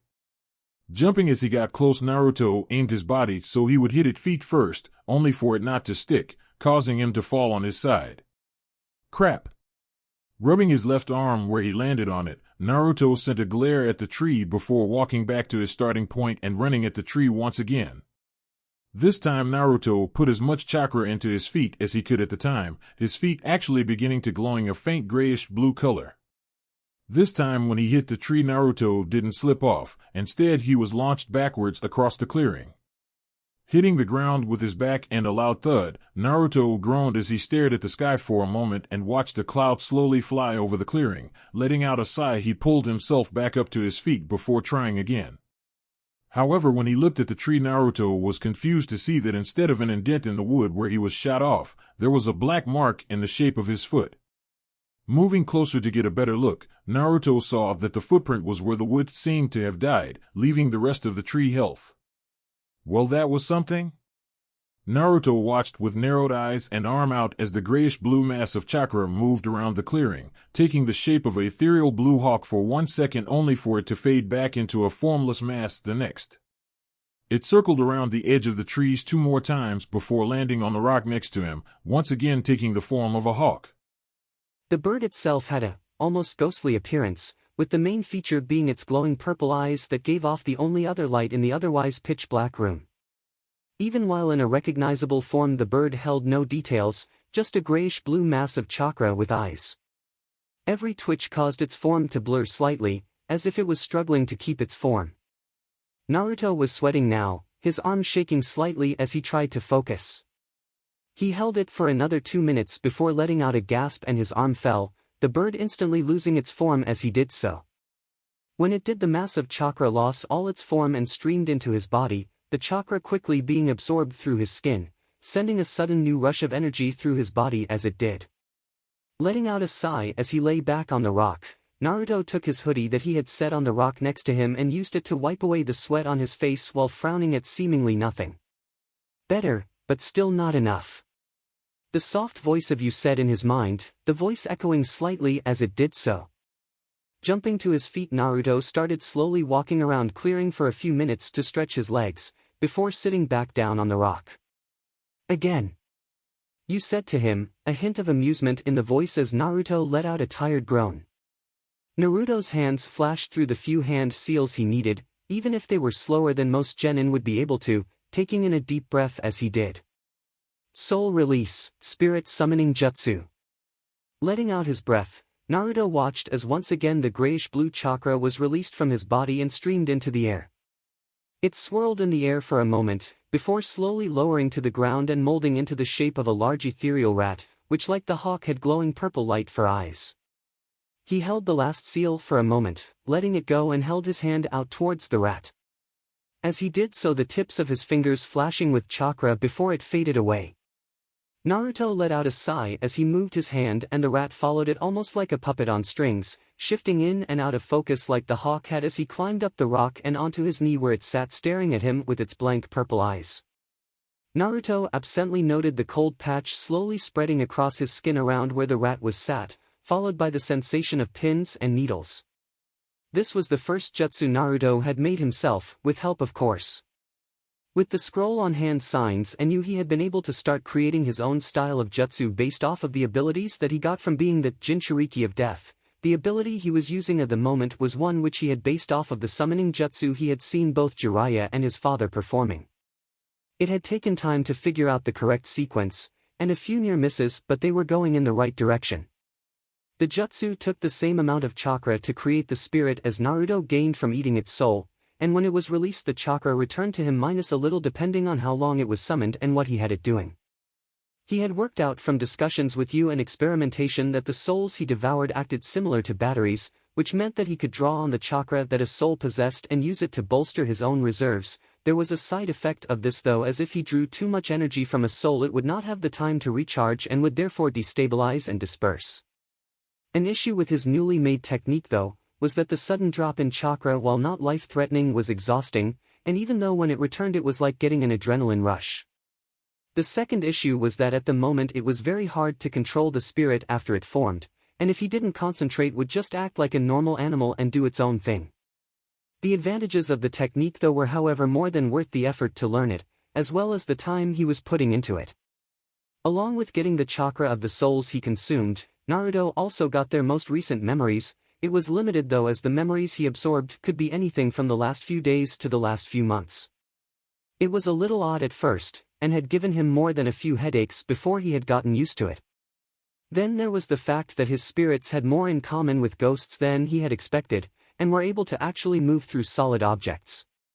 It was useful skill to be sure, but still very surprising when you see it for the first time. Fortunately, when it came to summoning the souls as spirits, he was able to get all of the memories they gather whilst on the mortal plane when they were released. Unfortunately though, he was still having a problem with making them solid enough to actually attack, because at the moment they just passed through everything they touched. But despite this, it was definitely turning into a very useful jutsu. Already he was thinking of ways it can be used for scouting. This time Naruto let the spirit go before he started to strain, the chakra floating back into his body once more. As it turned out, Naruto's chance to escape came sooner than he had been expecting. Barely 4 weeks after his 10th birthday were his parents once again called to another council meeting. And just like last time, they once again left him with his sisters. He waited about an hour after they left before he claimed that he was tired and so was going to bed early, neither Mito nor Urza thinking to argue or question him. Sometimes being seen as weak and frail was useful. Once he was in his room, Naruto worked quickly, gathering everything he was taking with him and packing it all into a small bag, with everything important sealed into the sealing scroll Itachi had given him for his birthday. He then put the black coat on, making sure it was zipped up before climbing out his window. He then used the drain pipe to climb down, before running to his usual exit behind the bush at the back of the family's training ground. By this time the sun had just started to set, making the shadows longer and giving him more than enough cover as he carefully made his way through the village and in the direction of the north gate. He had timed it perfectly, arriving just as the last few merchant caravans were lining up to leave before the gates were locked for the rest of the night. Bracing himself in the shadow of one of the nearby buildings that lined the main road out of the village, Naruto started to count in his head. 1, 2, 3. Jumping out of the shadows, Naruto rapidly closed the distance between himself and the last caravan in the line, rolling as he hit the floor until he was face up looking at the underside of the caravan and at the slightly rusty metal frame. He then used the first and only chakra exercise he had learned from the scroll Itachi had given him, channeling it to both his hands and feet so he was sticking to the underside of the now moving caravan and using the dark color of his coat to blend into the shadows again. Naruto tried to make himself as comfortable as he possibly could. With Mito ignored the sweat dripping down her face, the feeling of her heart pumping faster than usual and the slight ache in her muscles. All her focus was on the punching bag in front of her, swinging back and forth as she continued to nail it with rapid strikes, the young girl trying to keep her breathing under control as she went through her training. She could also hear Urza on the other side of the indoor training room, the sound of the spear in her hands cutting through the air over and over again. As she meticulously went through the different fighting forms that their mother had taught her when she was tutoring her in the art of kenjutsu. This was how Mito kept her mind off of all the other things going on in her life, a way to clear her mind so to speak. She knew Urza too had a similar method, though instead of a punching bag she would practice with her many different weapons over and over again until the muscle memory was firmly fixed into her body and mind. She also knew that they were both trying to distract themselves from thinking about the same thing, their brother Naruto. Mito could still fondly remember their brother when they were much younger. She could remember him coming to their room in the middle of the night and asking to stay with them because he had just had a nightmare. But that had been years ago, and it was the fact that it seemed so long ago that now gave those once happy memories a depressing aftertaste. Naruto had always been so small and fragile, he was more like a little brother than one who was the same age as them. When their mother and father had started training them both, Mito and Urza had been so excited, so much so that they didn't even notice how Naruto had been left out, at least not until a few weeks later. By the time they did, Naruto was already different. He didn't smile as much or ask for help. He also seemed more reclusive, flinching away from any attempts to make physical contact with him. But sometimes Mito had seen how he had looked at them, a hurt look on his face on more than one occasion, and every time she had seen it, it had always felt like a knife in her chest. But after the party things seemed to have changed for the better, as while he had still seemed sad, Naruto had once again started smiling. He had even started coming outside to watch them train and had actually started talking to them again, making a real effort to communicate with the rest of the family. It wasn't the same as before they started training, but it was better than they had been for a long time. It almost seemed as if their family were once again on track to being happy and whole. It was also a lie. Mito could see it, and she was sure Urza could too, the looks Naruto would send them when he thought no one was looking. The almost invisible way he was forcing smiles that just didn't reach his eyes, the tensing of his shoulders when they made physical contact. She had asked her mother about it, but Kushina had just said she would take care of it and that there was nothing to worry about. But that just didn't seem right to Mito. Why did Naruto have to be left out while they got to go to the academy? Now that they were 10, they would be going full-time to the Shinobi Academy for the next 3 years. Naruto, though, wasn't going to be joining them. Why did he have to adjust in the first place? Mito let out a loud grunt as she went into a flurry of punches, putting even more power into her strikes than she was before. Unfortunately, though, she couldn't keep it up for long, and within 5 minutes Mito was forced to stop as she leaned forward and panted, drawing in great lungfuls of air as sweat began to drip down her face. When she got her breath back, Mito glared at the punching bag as if it had done something to personally offend her, before giving it one more hit before she turned to see Urza in a similar state to her, with the spear her sister had been training with lying on the floor at her feet. "Urza, we have to do something, this isn't right," Mito said, still trying to catch her breath as she made eye contact with her sister. Letting out a sigh, Urza frowned slightly and gave a nod, before tiredly picking up the spear she had been using and returning it to its place on the wall. I know Mito, but what can we do? Mom and Dad are right, Naruto is just too delicate, and shinobi training is pretty brutal, it might actually kill him. She replied, her tone firm as she echoed the words she had heard spoken between their parents when they discussing precisely this thing. We don't know that, maybe he could learn genjutsu? Mito said uncertainly as she tried to think of less intensive forms of shinobi arts her brother could practice. Urza seemed to think over the suggestion for a moment, before she shook her head with a frown. He'd need to unlock his chakra, and even that is risky with his body so weak. Mito let out a small growl of frustration, hating it when Urza used logic against her like that. But before she could think of another argument, Kushina poked her head into the room and smiled at them, the smell of dinner drifting in through the now open door. Hey girls, dinner is almost ready. Have you seen your brother? The older redhead asked, a smile on her face as she looked at the tired forms of her two daughters. Urza spoke before Mito, drawing their mother's attention. He went to take a nap not long after you and Dad left for that council meeting. Kushina just gave them another smile and left, but not before asking them to set the table for dinner, earning herself a groan from her two tired daughters as she left the room and went to wake up Naruto. With Kushina frowned when she opened the door to Naruto's room and found the window wide open, with there being no sign of her son in sight. Quickly closing the window, Kushina gave another quick glance around the room before deciding to look somewhere else, closing the door behind her as she did so. She went to the library but quickly saw no one had been inside since they had left for the council meeting. She then checked the girls' rooms but there was still no sign of him.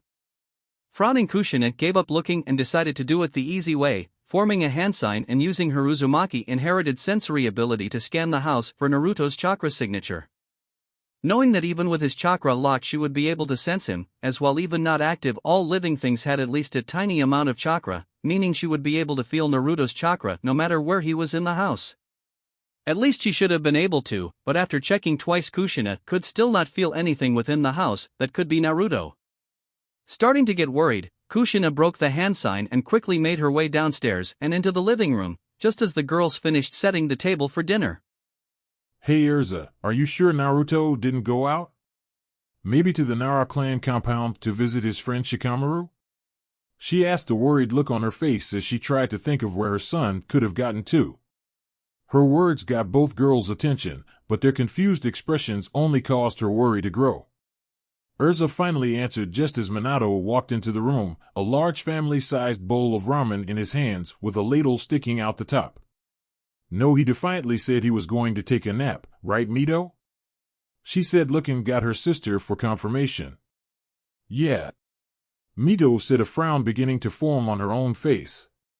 Kushina's hands had started to shake and her skin began to pale, signs that Minato quickly recognized as he put the ramen down and moved to stand by her side. Kushina, what's wrong? Where is Naruto? Kushina started to feel dizzy, her mouth becoming unbelievably dry as she somehow choked her next words out. I don't know. With Naruto. 2 hours of sticking to the underside of a merchant caravan along an uneven bumpy dirt road and a painful leg cramp later, Naruto was ready to make his next move.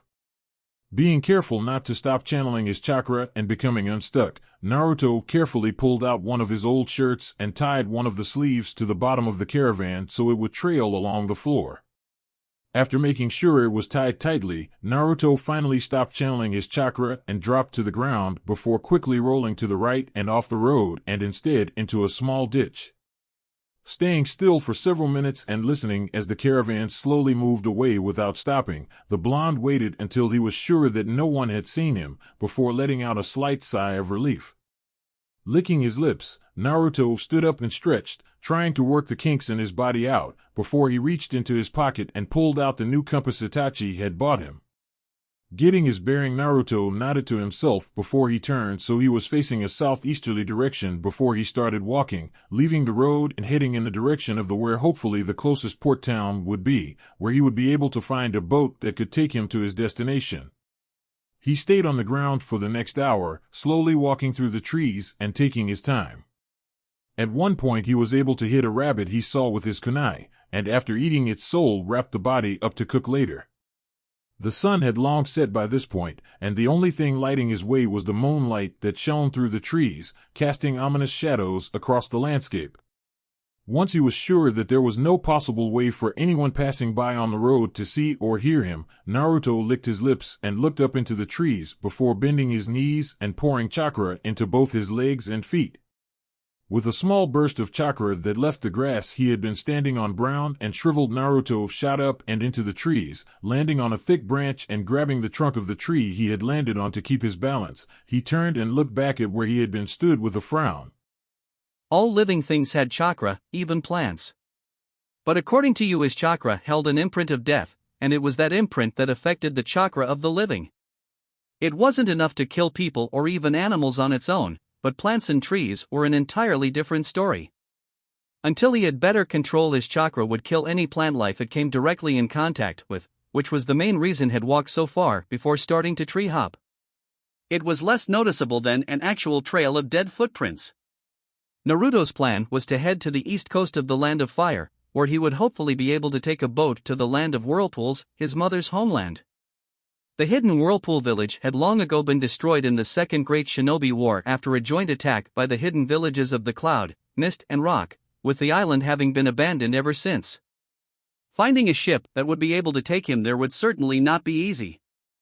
With Kushina. As Kushina ran through the wooded landscape of the Land of Fire, she made sure to keep her breathing, even as she followed behind Kakashi, who was in turn following his Neendog summon, Pakin and the rest of his Neendog pack. They had been following Naruto's scent all night after having found it leading out of the North Gate, but now an hour later Kushina was getting worried. On either side of her were 2A and BU, with another 2 trailing behind her at the back of the group, all of them scanning the surroundings as they looked for any sign of the only son of the 4th Hokage. If they followed the scent for any longer, Kushina knew that it would not be much longer before they would hit the border between the Land of Fire and the Land of Rice, and if they didn't catch up with the boy and whoever had taken him before they hit the border, then they would lose him. Whoever took Naruto knew how to hide their own scent, but they seemed to have forgotten to or just couldn't do the same for Naruto as they had done for themselves. Oddly enough though, the kidnappers had been sticking to the road as they traveled, which to the trained shinobi made no sense if they wanted to avoid being tracked. Or maybe that was the point, maybe the perpetrators were trying to lead them in this direction so that those who followed would think it was a different village. In the end though, all Kushina could think about though was who took him, and why anyone would take Naruto in the first place. Considering the direction they were going, Kushina would suspect the hidden Cloud Village. After all, they had a history of trying to steal clan members from Konoha, and had not only attempted to steal the Hyuga heiress, but had even attempted to kidnap her when she was a child. Luckily though, on both occasions they were stopped by Minato and the specific perpetrators given swift justice. But with Naruto's illness, he would be no use for trying to start a branch Uzumaki clan in the Hidden Cloud. They would have taken one of the girls, if not both, if they had wanted to do that. The natural Uzumaki abilities, their unique chakra and bloodlines, and their natural skill with Fuinjutsu, all of this combined with just how few members still lived, made Kushina and her children very tempting targets for one of the more unscrupulous hidden villages. Earth Country was also a possibility. The hidden rock village hated Minato enough to take Naruto, and had always maintained the belief that Minato had a bloodline, not believing that the man had given himself the name Namikaze when he left the academy. But if it was the hidden rock village, then they were going in the wrong direction, and Kushina didn't even want to think what they would do to him if it was actually them. But the truth was, it could be any of the other hidden villages. Even their allies weren't above suspicion. The closer they got to the border, the more Kushina felt the tears building in her eyes try and escape, causing her to blink rapidly to try and stop them. Then it happened. Kakashi's pack came to an abrupt stop as if they had hit an invisible wall. They all came to a stop behind them, looking ahead in a vain attempt to see if they could spot some sign of Naruto or his captors. Kushina was able to hold herself together for all of about 5 seconds before trying to run forward across the border, only for wooden beams to shoot out of the ground and wrap around her like snakes. Before she could move an inch, her arms were held at her side and her feet forced together. There was even a beam around her neck to stop her head moving. Kushina though didn't seem to care as she desperately thrashed around wildly for several minutes, before letting out a growl when she realized it was no use, and instead moved her eyes to glare at the dragon-masked Anbu who had his hands held up forming a sign. "Let me go, Tenzo." Kushina spat out the venom in her voice, making the other shinobi around the shift around uncomfortably. "I'm sorry, Lady Kushina, but I cannot allow you to cross the border without first asking the daimyo for his permission first. The land of rice is currently allied with Earth Country, making it hostile territory. Entering without the consent could be taken as an act of war. The now named Tenzo said in a monotone voice as he continued to restrain the angry wife of his Hokage. I don't care. Let me go.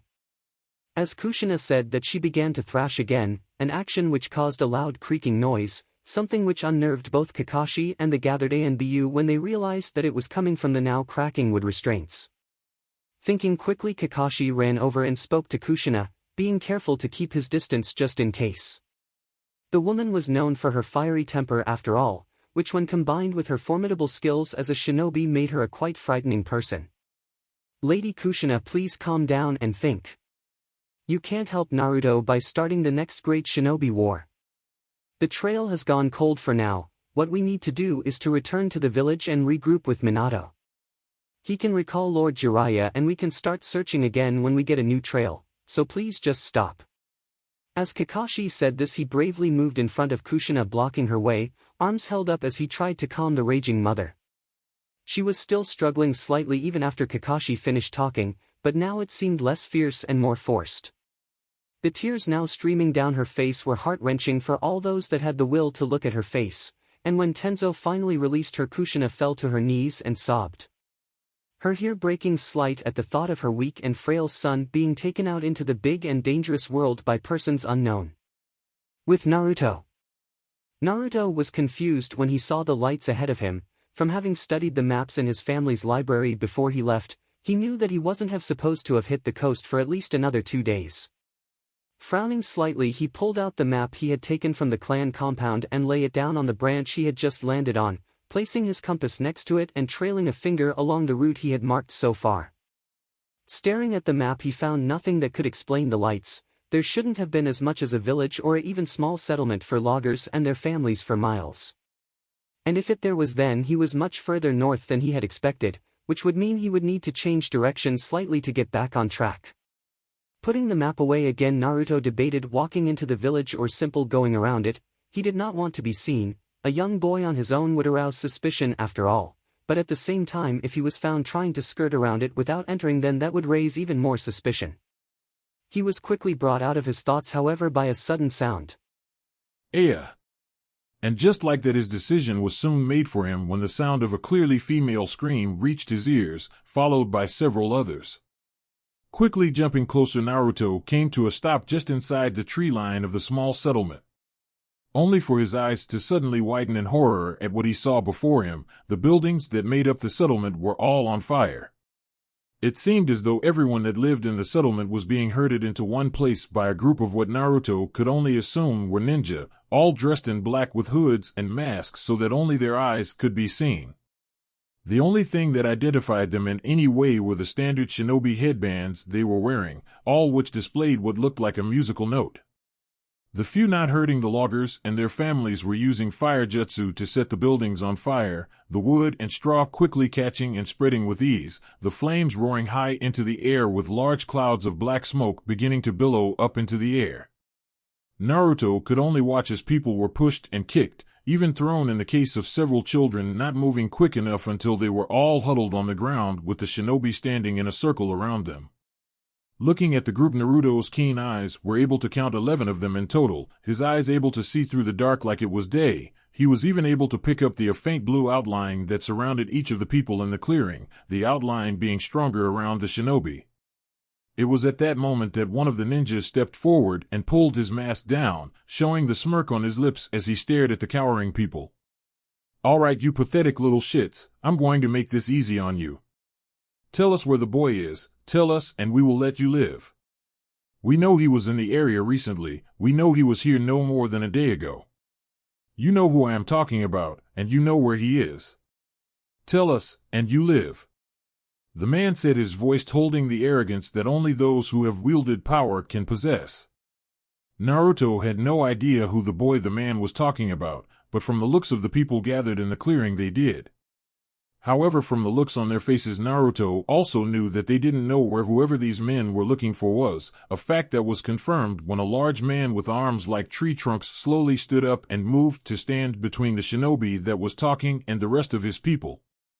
He was here, not a few hours ago. But we don't know where he is now, he was just passing through. The leader didn't even spare the man a glance. Instead, he simply flicked his hand out and threw a kunai aimed right at the man's head. Naruto, who against all logically reason had been preparing himself to jump down and attempt to stop it, the muscles in his legs tightening as he crouched. However, before his feet even left the branch, something odd happened. The kunai stopped in midair, not an inch from the logger's face, as the man fell onto his back with wide eyes, the man pushing himself away from the shinobi in front of him as he did so. You know it's not nice to throw things at people's faces? Very rude, what would your mother think? A teasing voice spoke out, cutting through the crackling sound of the flaming buildings as it did so. All eyes turned in the direction of the voice, the shinobi tensing and pulling out kunai as they tried to pinpoint exactly where it came from. Naruto found it instantly, feeling the chakra of the speaker and seeing the strong blue outline around their figure, locking his eyes onto the top of one of the burning buildings as he focused in on the source of the voice. There stood, even as the flames under his feet slowly crawled closer, was a boy. He looked a couple of years older than Naruto, probably in his early teens. He had dull gray hair that fell to just above his eyes, both of which were covered by a pair of round glasses that caught the light in such a way that it made them shine in the darkness of the night, the shine having a secondary effect of also hiding his eyes from sight. What was visible, however, was the largest grin Naruto had probably ever seen, that was spread across his face. It was so large it looked painful to Naruto, and clenched between the boy's teeth was an unlit cigarette. He was a little pale, but not overly so, and Naruto could clearly see several scars running along his face, with the stitches still being present in his skin. His frame, while not as skinny as Naruto's, was still quite slim. He was wearing a gray and brown patchwork shirt which seemed to cling to his chest like it was a second skin. His pants were in a similar state, but probably not as skin-tight. Then there was the odd white lab coat he wore over the top. The coat looked several sizes too big for the boy, with the sleeves falling well past his hands and the bottom bunching slightly at his feet. To finish off his strange appearance, he also had, for some reason or another, a shovel strapped to his back, and narrowing his eyes slightly to focus in, Naruto could see that fresh dirt still covered it. Overall, he made quite an unusual sight. To Naruto, the boy looked quite deranged. However, as soon as Naruto finished taking in his appearance, he also noticed the boy's outstretched arm with the sleeve pulled up so that his hand was visible. Said hand held with the fingers spread out wide, with the tips bent slightly. The hand was a pale white color, and had scars covering it, and just like the ones on his face, they still had the sticks in. It was while he was looking at the boy's hand that Naruto saw it, the light from the flames catching something and making it shine slightly in the dark night. Wire. No, it was too thin even for ninja wire. Whatever it was made up of hundreds of threads of string, each of which were shooting in every direction all over the burning settlement, the threads covering the area like a spider's web, and they all seemed to be connected to the boy's outstretched hand. It was almost like a spider's web, which would make the shinobi the flies that were trapped in the middle of it, with no apparent way out. The reason the kunai had stopped in mid-air was that it had somehow gotten tangled in the strings, and was for some reason unable to cut through the wire, which would lead Naruto to believe that whatever they were stronger than they looked. Naruto saw the moment that the shinobi noticed the strings too, and the one that had been smirking before suddenly didn't look so confident now. It was like the look of a man who had wielded power temporarily, only to realize he wasn't the biggest fish in the sea. The unnamed boy suddenly leapt from the very top of the burning building he was stood on, allowing himself to drop so he was instead sitting on the edge of the roof, the strings shifting with his movement. Aha! And somehow that sudden movement had caused one of the shinobi to lose his leg, while another of the shinobi lost his hand and a third his head.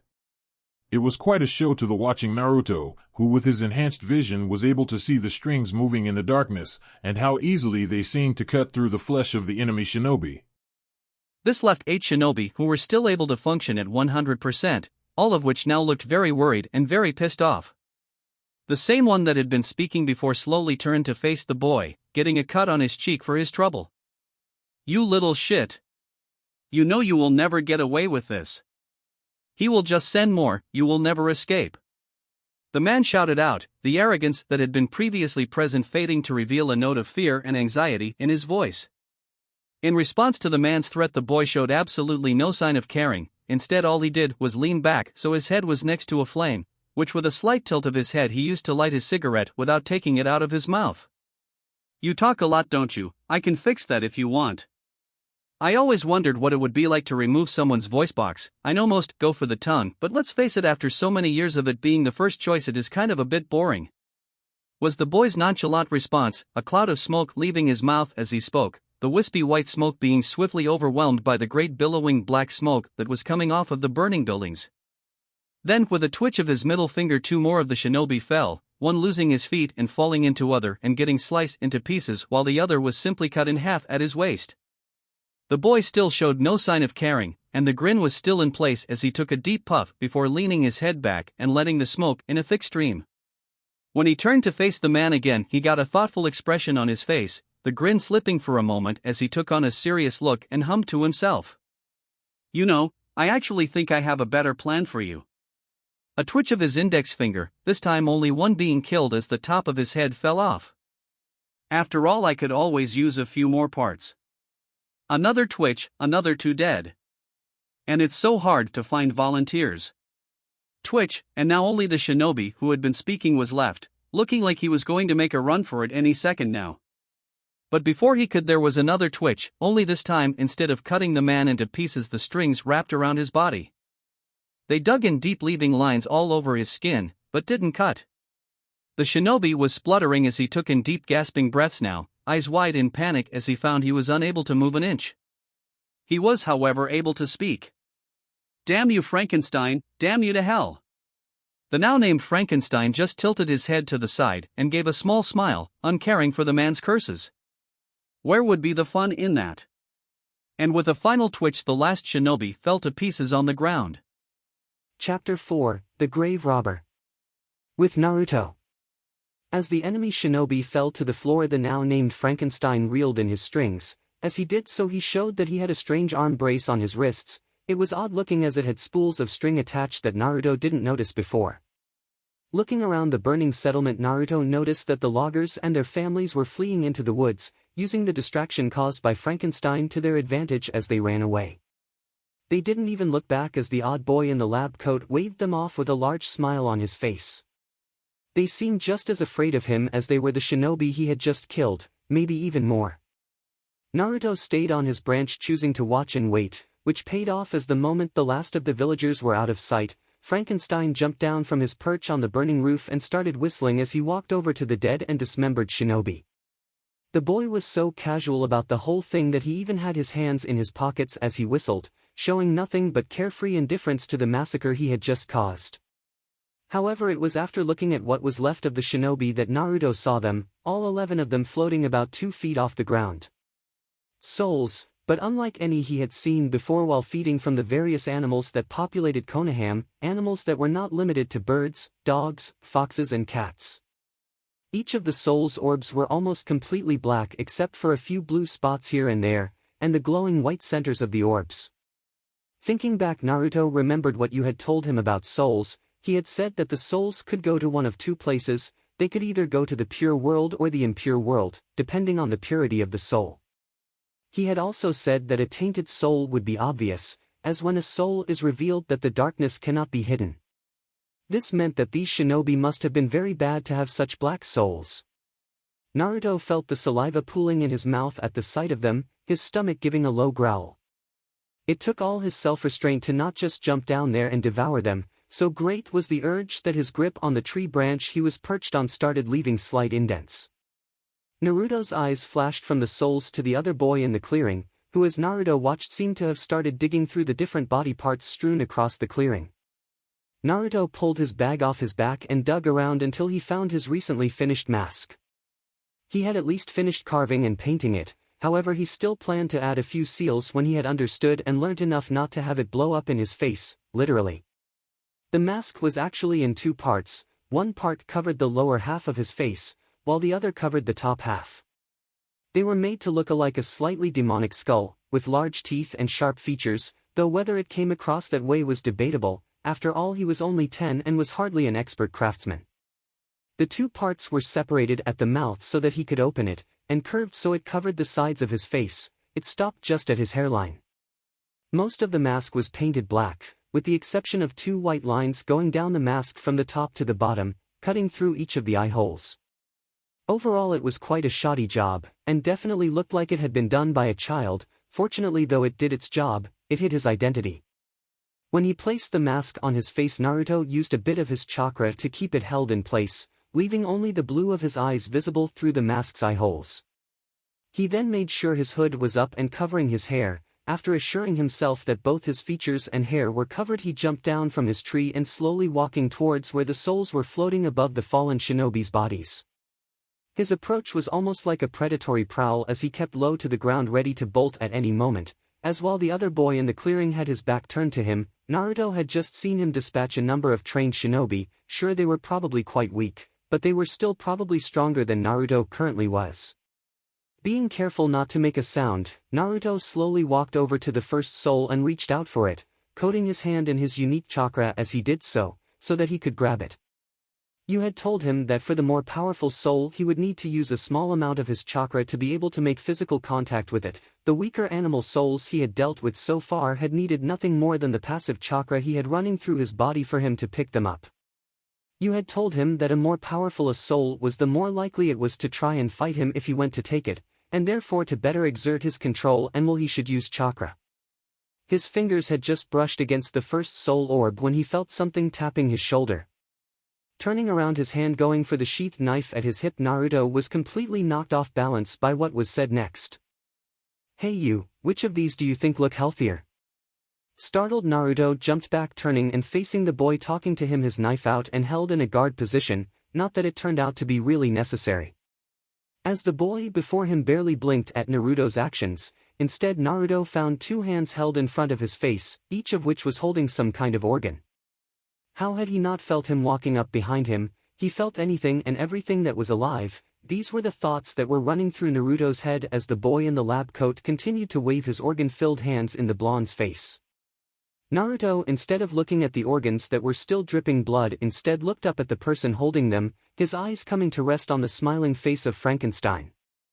The boy seemed to care very little for Naruto's sudden appearance, as he instead seemed more concerned with weighing the 2 organs in his hands. It was also at this point that Naruto got his first clear view of the boy's eyes behind his glasses, which as he looked closely turned out to be a golden yellow color. "It's so hard to find healthy kidneys, you know. Usually they get poisoned with sake or rotten, no use at all. But these don't look too bad, do they?" "No, they look quite good actually. I think I will keep them for later."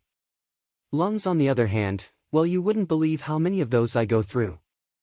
I'm actually thinking of replacing the ones I'm using at the moment, they're getting a little worn out. The boy said casually as he now looked away from Naruto and instead focused on the now identified kidneys in his hands. Unable to think of anything to say to that statement, Naruto could only watch as the boy walked over to a growing pile of organs and placed the kidneys on top. He also saw another pile made up of limbs next to it, and a final pile which was made up of decapitated heads. Swallowing his shock as he watched Frankenstein walk over to one of the other bodies in the clearing, pulling a scalpel out of his sleeve as he did so, Naruto finally came back to his senses. Standing up from his defensive crouch, he instead gave the boy a confused look, his knife still in hand but no longer pointed at the boy.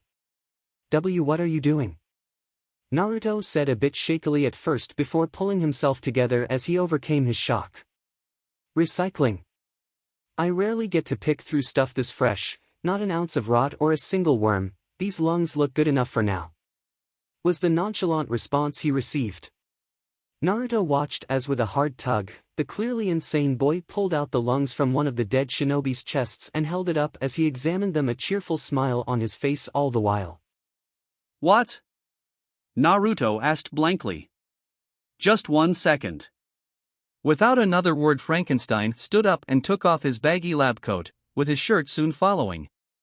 Naruto could only stare at the multiple scars present on the boy's body, making the boy's skin look more patchwork than his clothes. He also had a pair of bolts sticking out the sides of his neck. However, when Frankenstein used the scalpel to cut the stitches along a particularly large scar across his chest, he revealed that it wasn't a scar at all. It was an unhealed wound of some kind, and Naruto felt his legs give out from under him again when Frankenstein actually shoved his own hand inside the cut. He seemed to be moving it around randomly for about 10 seconds, and in all that time all Naruto could think about was the lack of blood. Finally, the boy seemed to find what he was looking. Before he did anything else though, he looked back to Naruto with a bored expression on his face. If you're squeamish, you might want to look away. This is about to get very graphic very fast. Before Naruto even had time to blink, Frankenstein gave a sharp tug and slowly pulled out his own lungs. The moment they were free of his chest, the boy dropped them and quickly shoved the lungs he had taken from the dead shinobi into his chest as a replacement. After that, he quickly put the other hand in his chest too. Then, much to Naruto's growing shock, he started talking again, his voice now slightly wheezy. You know, you never really notice how much you breathe until you don't have a pair of lungs. It's very uncomfortable. 5 minutes of fiddling around in his own chest, and suddenly he took a deep gasping breath. For that moment, Naruto saw him lose his casual attitude. Only for it to return a second later, along with his insane grin, which one again spread across his face. Woo! Nothing like a new organ to get the heart pumping. Wait, nope, that one's okay for now. Giving a shake with his whole body, Frankenstein pulled the string from one of the spools attached to his bracer. It was at that point Naruto noticed several things he had not before. Such as the fact the bracer seemed to be bolted onto the arm, the metal rivets driven right into the skin. Then there was the fact that at the end of each spool of string there was what looked like a sewing needle attached. With practiced ease, Frankenstein resewed his own chest back up, the gaping wound becoming just one of the many stitched wounds that covered his body. When he had finished, Frankenstein used his scalpel to cut the thread, leaving the wound fully stitched. Naruto wanted to be sick, he really did. But it just wasn't coming up, and he was forced to put up with the turning in his stomach as the boy went back to sorting through the dead. However, when he saw Frankenstein's attention land on the soul he had been planning to eat, he quickly pulled himself together enough to stand and move over just as the gray-haired boy started trying to poke it.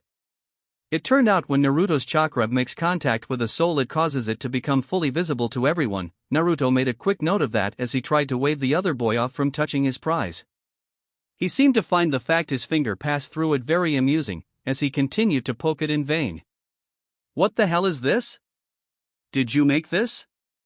It looks like a floating mass of chakra, Frankenstein said in delighted curiosity as his hand once again broke past Naruto's guard, only for it to pass through the glowing orb. Licking his lips, being the teeth of his mask, Naruto made an effort to turn away from the soul and instead to the clearly insane boy that he had just seen replace his own lungs. What the hell are you? Naruto asked as he gave up on trying to stop the bigger boy from touching the soul and instead tried to distract him. Turning away with his finger still stuck in the soul, Frankenstein seemed to get a slightly confused face for a moment before he seemed to realize something and slapped himself in the forehead as he turned to face Naruto completely. His attention now entirely on Naruto as opposed to the soul orb. Of course, where are my manners? My name is Victor Frankenstein, at least that's the name I was given. Then again, I guess all names are given by someone. What was I talking about? Oh right, I remember now. I was named after my great-great-great-great-grandfather, who was some important guy back in the day or something. Though I am also known as the grave robber, on account of me recycling bodies. I mean, burying them in the ground is just such a waste. You know, I once found a perfectly good stomach and spinal cord in the same grave. And they say I'm mad, the boy said before throwing his head back and letting out a mad laugh. As he heard Victor's introduction, Naruto's eyes started twitching behind his mask, an action he expected would be happening a lot over the next few hours. It didn't help that as he was talking, Victor had offered him a hand to shake, only the hand wasn't actually his but instead was a part of a severed arm he had picked up. Though he did wish they weren't still standing in a burning village surrounded by dead bodies, but the odd boy didn't seem to care at all. They spent the next hour talking as Victor sorted the different body parts into piles, going off on random tangents every now and then in the middle of talking about something else. With Naruto occasionally grabbing one of the souls of the fallen shinobi when the boy's back was turned, shoving it in his mouth quickly and ignoring the surge of energy he received and the number of flashing images. taking note that he would have to go into his mindscape later and with you help look through whatever scraps of memory he had absorbed to see if there was anything useful. It turned out that Victor was one of the last members of a clan who were all in hiding and had been for decades. They had apparently been very well known before the hidden villages were formed. The clan had slowly started to die out after the formation of the shinobi villages, though that was mainly because no one had wanted them to join their village as they were being formed. While rare, there had been several clans that either chose not to join any of the villages or simply weren't allowed. The majority of these clans had died out many years ago or dropped off the map altogether. Clans such as these had been named rogue clans. The Frankenstein clan was a clan of medical ninja of a sort. Victor's ancestor discovered a way to separate his chakra network from his physical body, while still being able to use both. This led to what had been called the living corpse jutsu, allowing them to become, for lack of a better word, zombies. As long as they had chakra, they could live with almost any damage, though if they ran out before things were replaced, they would die. There was more to it than that and other related jutsu that were developed by the clan, but Naruto didn't ask for more details. He didn't really want to. The clan was technically speaking a clan of immortals. They grew to maturity, but when they did so they stopped getting older when they reached their peak. They did start to rot though the older they got, which meant that as long as they had constantly had chakra and regularly replaced their organs, they could live indefinitely. They also had no sense of pain, which was no doubt adapted by them to make the process of replacing their body parts easier. A fallback of their bloodline though were that they couldn't heal naturally. However, their inability to heal and the tendency to rot was counteracted by the ability to replace old and damaged body parts with what they recycled from the dead, which was the main reason they were not welcome when the hidden villages were being formed. During the time of the clan wars, the Frankenstein clan became infamous for their medical skills and questionable methods. However, after the hidden villages had been formed and the clan wars ended, they had lost their recyclable material. They were forced to start grave robbing for body parts, which only made others more uncomfortable around them. Things had gotten better during the Great Shinobi Wars, but each time there was peace their numbers had continued to lower to the point of near extinction. Naruto found himself feeling sorry for the older boy. Almost his whole clan was either dead or in hiding, and he was forced to scavenge from the dead just to survive. Though it wasn't just the Frankenstein clan that had been forced to become a rogue clan, Naruto remembered a book he had once read which had mentioned several. There were also several he knew that could be considered, if not worse, on equal footing as the Frankenstein clan when it came to unsavory jutsu. Then there were the shinobi from before. Naruto had heard his father talking about the newly formed Hidden Sound village, though not much was known. It turned out that the self-proclaimed Otokage had taken an interest in the Frankenstein clan and their inherited abilities, and had been sending teams to try and invite Victor to the village. Apparently they were all little more than cannon fodder and scrap parts, as Victor liked to call them. It turned out that the string trap he had set up was actually not as impressive as it looked. Those shinobi had just been incompetent. All they had to do was charge their kunai with chakra, and they would have been able to cut through the wires with ease, and if they had any brains they wouldn't have walked into the trap in the first place, which had apparently taken the boy hours to set up after he had left a trail for them to follow to the village. Naruto wasn't sure how he felt about Victor using the loggers and their families as a distraction, but at least he had stopped any of them from being killed. A few days out of Konoha, and already he was finding out that the world was a much harsher place than he had ever imagined while living in the sheltered Uzumaki compound. By the time Victor had finished talking about himself, the boy giving Naruto the feeling he was lonely, which was why he was being so open so he could continue talking to Naruto, all of the piles of body parts had been sealed in separate scrolls, leaving nothing but the 4 remaining souls floating in the air. Most of the houses had been mostly burnt down by this point, though the flames were still going strong from the collapsed timber. Naruto didn't miss the fact that the 4 remaining souls that he hadn't gotten around to eating yet looked smaller than before, and were starting to fade slightly. "So I told you all the dirty details, now what's your story?" Victor asked, looking intently at Naruto now, no longer distracted by his macabre activities. Licking his lips, Naruto paused for a moment to think about what exactly to say. He couldn't tell him the truth. The main reason he had left home in the first place was so people didn't find out what he was and what he could do. Thinking quickly, Naruto gave a small shrug before he walked over to the nearest soul one of the few remaining ones that he hadn't been able to subtle consume when Victor's back was turned. Something that appeared to have been done in vain, as there were still souls present and he was still hungry. I gained a newly unlocked bloodline, first in my family to ever possess it.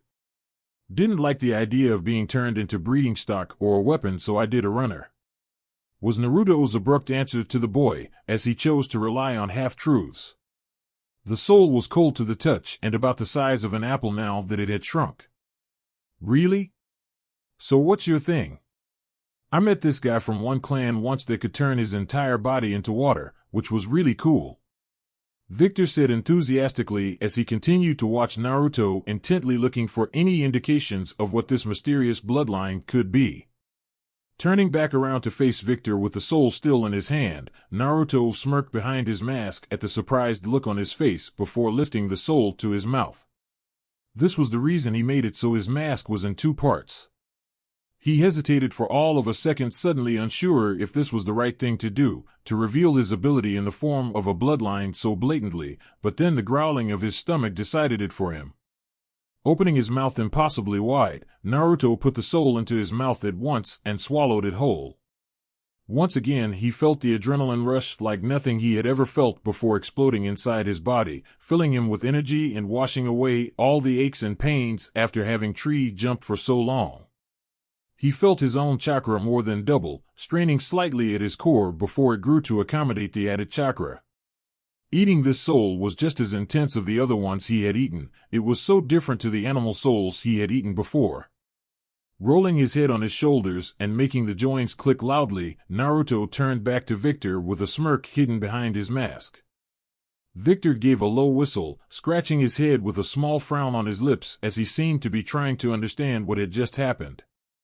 However, when Naruto moved on to the next soul, making it visible as he grabbed it with his chakra, he seemed to slowly start to understand when he looked at the bloodstains on the ground under the soul. Are those what I think they are? Shrugging as he another of the remaining souls, Naruto rubbed his jaw slightly to ease the ache that was starting before speaking as he grabbed the next. Depends. If you think they are the souls of the shinobi you just killed, then yes.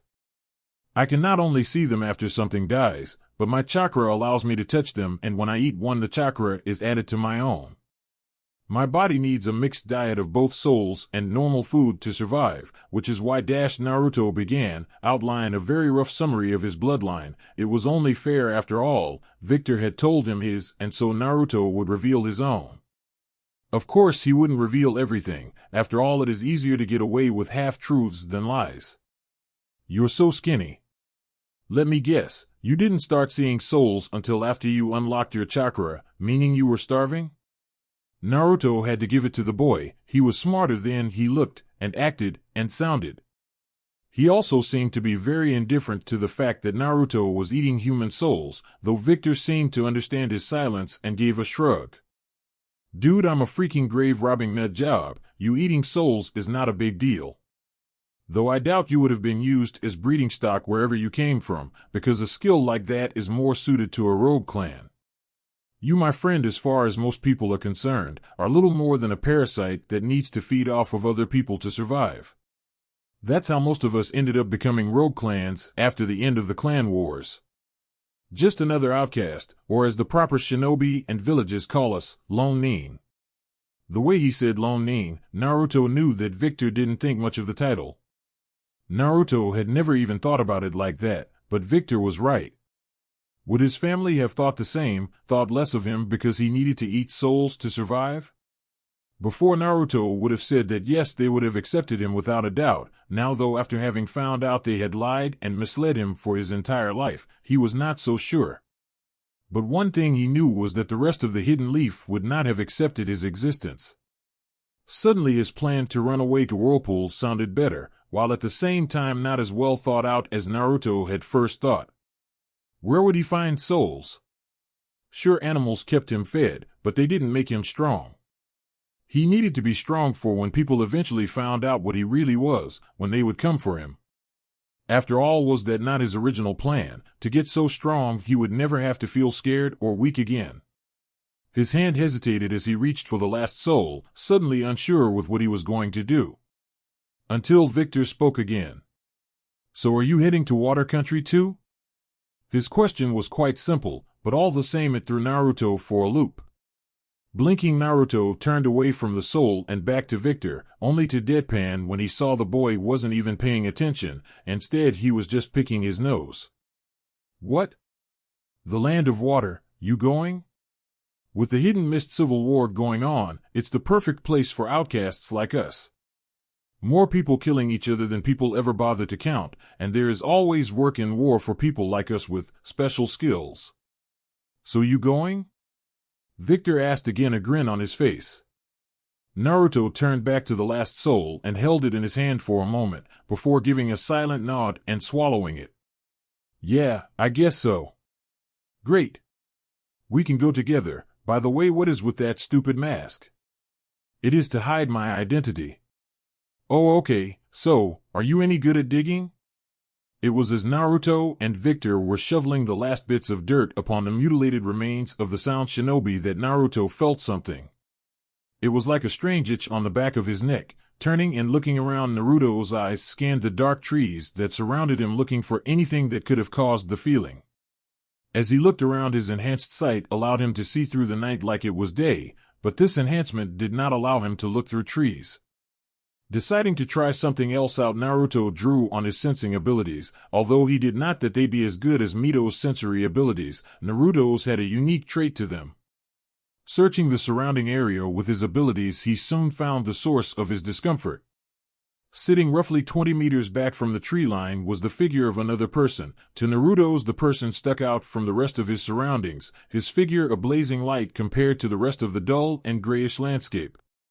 The reason the man stuck out so much despite trying to suppress his chakra was due to the nature of Naruto's sensory ability. He did not sense chakra like a normal sensory shinobi, instead he sensed life force. Unfortunately though, something about his stance must have alerted the observer that he had been spotted. As without any warning they started leaping through the trees in the direction of Naruto and Victor. It took the shinobi barely a few seconds to cross the distance and leap at Victor, a kunai in hand, as he shot towards his unwary prey. It all happened so fast for Naruto. 1 second he had spotted an enemy shinobi hiding in the background, observing the two of them. The next second he could see a blur-like figure bursting out of the surrounding trees and heading for his newly made friend Victor. It was as this was all happening that Naruto's adrenaline surged, his recently increased reserves of chakra roaring to life. Naruto unconsciously started drawing on the chakra of the souls he had consumed. The energy flooding his limbs as Naruto lunged forward, heading to intercept the enemy shinobi as they closed in on Victor, who only now was turning around. As he moved, Naruto felt his every sense flaring. The scent of blood and smoke in the air was stifling, the sound of his feet crunching against the forest floor. As he moved, his eyes caught a glint of metal on the floor. It was an axe, no doubt dropped by one of the loggers when they were attacked. Taking a few steps forward, his body thrumming with energy, Naruto leant down and scooped up the axe from the floor, the overabundant chakra running through his body, now pouring from his hands in a bluish-gray wave as Naruto unconsciously channeled it into the axe he was wielding. Another step and he had somehow caught up to the enemy, the person who had once been a blur coming into focus as Naruto approached. His axe already swinging through the air, even as the now revealed man lunged forward with his kunai, the metal forehead the man wore glinting in the firelight, as it revealed the symbol of the Sound Village. Crunch! With a dull crunching sound, Naruto's axe made contact with the shinobi, the blade of the axe connecting where the man's neck met his shoulder. The chakra-infused blade cutting through muscle, skin and bone like a hot knife through butter. To Naruto's enhanced sight, he could see how the flesh seemed to go gray and shrivel as the axe made contact, not that it really mattered as blade continued its path and sliced through the man's body, bursting out the other side in a shower of gore. Falling onto his knees, Naruto started panting. It had been barely 5 seconds since Naruto had identified the enemy, but somehow he felt as if it had been an hour. His heart thundered in his chest even as his entire body began shaking. Looking up, he could see the vacant look in the gaze of the man he had just killed. Holding back a retch, Naruto could already see the orb of light that represented his soul beginning to rise into the air above the man's slain body. "Ah, that's sweet, you brought dessert. Looking up as he heard the voice, Naruto saw Victor stood above him, the boy already twirling the scalpel in his hand as he looked down at the dead body in front of him. An assessing look on his face as he inspected the dead shinobi's remains. Did you have to make such a mess though? I mean, you probably ruined his heart and lungs. You, my friend, need some practice. Looking at Victor, a disbelieving expression on his masked face, Naruto couldn't help but let loose a bark of laughter. The boy had come close to death, and yet he was so nonchalant about it. To Naruto it was absolutely absurd. Looking down, Naruto again looked at the dead body of the shinobi before turning his gaze instead to the woodcutter's axe he had picked up. The metal axe head was still in perfect condition, but the wooden handle was covered in splinters and cracks. It looked like it could fall apart at any second. I think I broke my axe, Naruto said blandly before turning his gaze back to Victor. The boy merely looking at him with an amused expression for some reason. We'll get you a new one, now hurry up and eat your dessert like a good boy. As I am in the market for a spare liver. With Kushina. Kushina sat silently on the bed in Naruto's room, her eyes red from crying and her throat raw. The sound of heavy rain hitting the now closed window and strong wind made the only noise in the room, one of the Land of Fire's rare storms having hit the village an hour ago. She felt sick and tired both, physically and emotionally. But no matter how hard she tried, Kushina couldn't sleep, not while her son was missing. They had been unable to get permission from the daimyo of the Land of Rice, though not for lack of trying. The problem was that unless they gave their reason for wanting to cross the border, they would not be allowed, but if word that Naruto had been taken got out, there would be chaos. Even with his condition, Naruto was still the son of the Hokage, not to mention one of the very few uzumaki left in existence. The moment it became known to other villages that he was taken, there would be a mad scramble to find him, so Minato had to be very careful with who knew. This unfortunately didn't include the daimyo of a country allied with the Hidden Rock, who were the last people they wanted to find out. But now they had no leads, no trail, and no way to track him. Even now the storm washed away what few traces of his presence that were probably still around. Even if they were allowed to cross the border now, the trail would have gone cold, leaving nothing for them to follow. Their only hope now was, as much as she hated it at the moment, Jiraiya. Unfortunately, they needed to wait for him to return to the village, the old pervert having left after the triplets' birthday, after Kushina had asked him to leave, with her foot, and a few well-thrown kunai.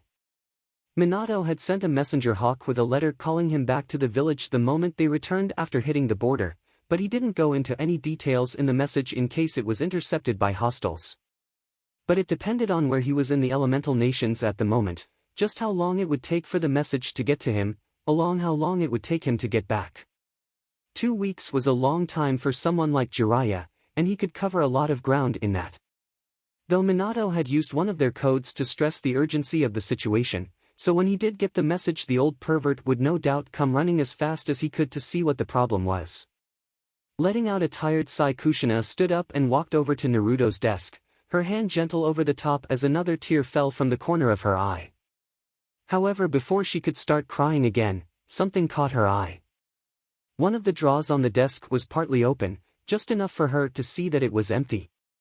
Wiping the tear from her face, Kushina pulled the drawer out completely and felt around the back to make sure, still finding nothing before moving on to a different drawer.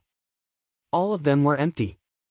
Feeling a hard lump start to form in her stomach, Kushina slowly walked over to the dresser on the other side of the room. Her hands shaking, she grabbed the handle and pulled it open. Nothing. This wasn't right. Kidnappers don't waste time packing. They didn't give the person they were kidnapping time to grab a change of clothes, or other things. Widening as a new thought occurred to her, Kushina quickly had to grab the dresser for balance when she was hit with a dizzy spell. The edges of her vision were starting to go black as her head continued to spin with the new realization, but before she could even fully think the words through in her head, the world faded completely and Kushina fell to the floor in a faint. With Naruto and Victor took shelter from the storm in the hollow of one of the giant trees in the forest, the pair having long left the loggers' outpost behind them. A large billowing cloud of smoke and a single large mound that covered the site of a mass burial, being the only things left that would signify what had happened. Not that many people would ever look into it, it would instead be just written off as a bandit attack gone wrong. Naruto had been more than a little disturbed when Victor hid the scroll containing the spare parts he had collected inside his own body, literally. The boy had undone one of the sticks on his stomach and put the scroll inside before sewing it back up again as if nothing had happened. The two of them stayed in the hollow tree until the worst of the storm had passed, at least for the moment, and got a few hours of sleep. Naruto had not taken his mask off since he had met Victor despite the boy mocking it several times, and while he doubted the boy would recognize him even if he did take it off, he had no intention of removing it anytime soon. In fact, Naruto decided that the only time he was going to remove it was when he started adding the seals he wanted to add to it, which meant he had to first learn Fuinjutsu properly, though thinking about how long that might take, he was considering replacing the mask with something more convenient. But for the moment, although his blonde hair was a bit unusual, it was nothing compared to the birthmarks on his face. Those were traits that only 3 people were known to have, and all it would take is someone mentioning seeing a blonde boy with whisker-like birthmarks, and all of Naruto's efforts would have been for nothing. But having left the shelter of the tree hours ago, the two boys now found themselves soaked to the bone, Victor's hair plastered to his head and glasses steamed up to the point he was forced to take them off every few minutes to clean them. Naruto was spared the worst of it by his hood, which had not come down since they had started walking again. While it would have been faster to travel by tree jumping for Naruto, Victor was not as familiar with the method, him not being a native of Konoha, and the heavy rain posed the increased possibility of slipping. Because of this and the fact Naruto had already put enough distance between himself and the village, especially now that the rain was washing away his trail, the two boys were now quite comfortably walking at a steady pace in the direction of the land of water. "So you said you are the first of your family to get this bloodline right, so that must mean you are working from scratch?" Victor asked, a note of curiosity in his voice as he spoke to the younger boy. Turning to look at Victor out of the corner of his eyes, Naruto took a moment to notice that other than needing to clean his glasses, Victor didn't seem at all bothered by the rain in the slightest before answering. "Basically, though I have been able to work out a few things by myself though. A friend gave me a scroll with the basics of hand seals and how they work." His words seemed to bring another grin to Victor's face, and Naruto was forced to stop when the older boy grabbed his arm and pulled him to a spot under a tree the rain wasn't able to get past. "I have got to see this, show me what you got." Licking his lips as he thought about whether or not he should show him, Naruto decided to give into his childish side and show off a little. After all, having been looked down on his entire life, he thought he was owed a bit of adulation. So with a mental shrug and a slight smile, he started going through hand seals. Soul release, animal spirit summoning jutsu. Naruto took a deep breath while making the seals, before letting it out with a dark bluish-gray mass of chakra that looked a lot more like smoke than when he had first started to create the jutsu. He kept breathing out as the smoke swirled around in the air in front of him, before it slowly started to drift to the floor. He watched with a smirk behind his mask as the smoke-like chakra started to take the form of a fox with purple eyes. Victor watched Naruto's actions, a rare serious expression on his face as he crouched down to get a closer look of the ghost-like fox the blonde had just summoned. Only for the expression to quickly fade as he burst out laughing, another large grin returning to his lips as he leaned back on his heels. Taking offense to his new friend's reaction, Naruto was about to complain before Victor stood back up and turned his grin on him, patting him on the shoulder as he did so. "You, my friend, will be one of the most feared shinobi in the elemental nations." Naruto was stunned for a moment, and much to his shame when he tried to speak it came out in a slight stutter. What? Victor was once again crouched down in front of his spirit by this point, one hand slowly reaching out to poke it. "You think I can't see what this is? I watched you eat a load of souls, and probably missed you eating a load more, remember? You just coughed up the soul of a fox, so I can only assume that at some point you ate the soul of that fox, meaning you keep some kind of imprint of the soul's original form after you consumed it. If this holds true to human souls too, then who knows the full extent of just what you can do. Hell, you might even be able to absorb. Ouch. What the hell? Victor was cut off mid-sentence when his finger finally made contact with the fox spirit, only to pass through as if it really was made of smoke. However, that wasn't the only thing that happened, as became apparent when the older boy pulled back his hand and looked at his finger. The skin that had come into contact with the spirit had turned dark gray, and much to Naruto's shock looked to be rotting away very quickly. Victor showed little care as he pulled out a scalpel and cut the finger off of his hand, the digit falling to the floor at his feet. They watched in silence for a moment as the gray skin continued to rot away for a moment, before turning to each other with odd looks on their faces. Naruto was confused, having not seen such a reaction before. But he had never used the jutsu for anything but practice, so there were clearly more for him to learn. Victor, on the other hand, instead of looking upset about losing a finger, was only grinning wider as he pulled a new one out of one of the pockets of his coat and started to sew it onto his hand. You really are full of surprises, you know that. You know I never actually got a name off of you. Naruto absently dispelled the spirit with a wave of his hand, taking a moment to consider what to say. He couldn't tell Victor his real name, it would defeat the point of wearing a mask after all. But at the same time the older boy needed something to address him by, didn't he?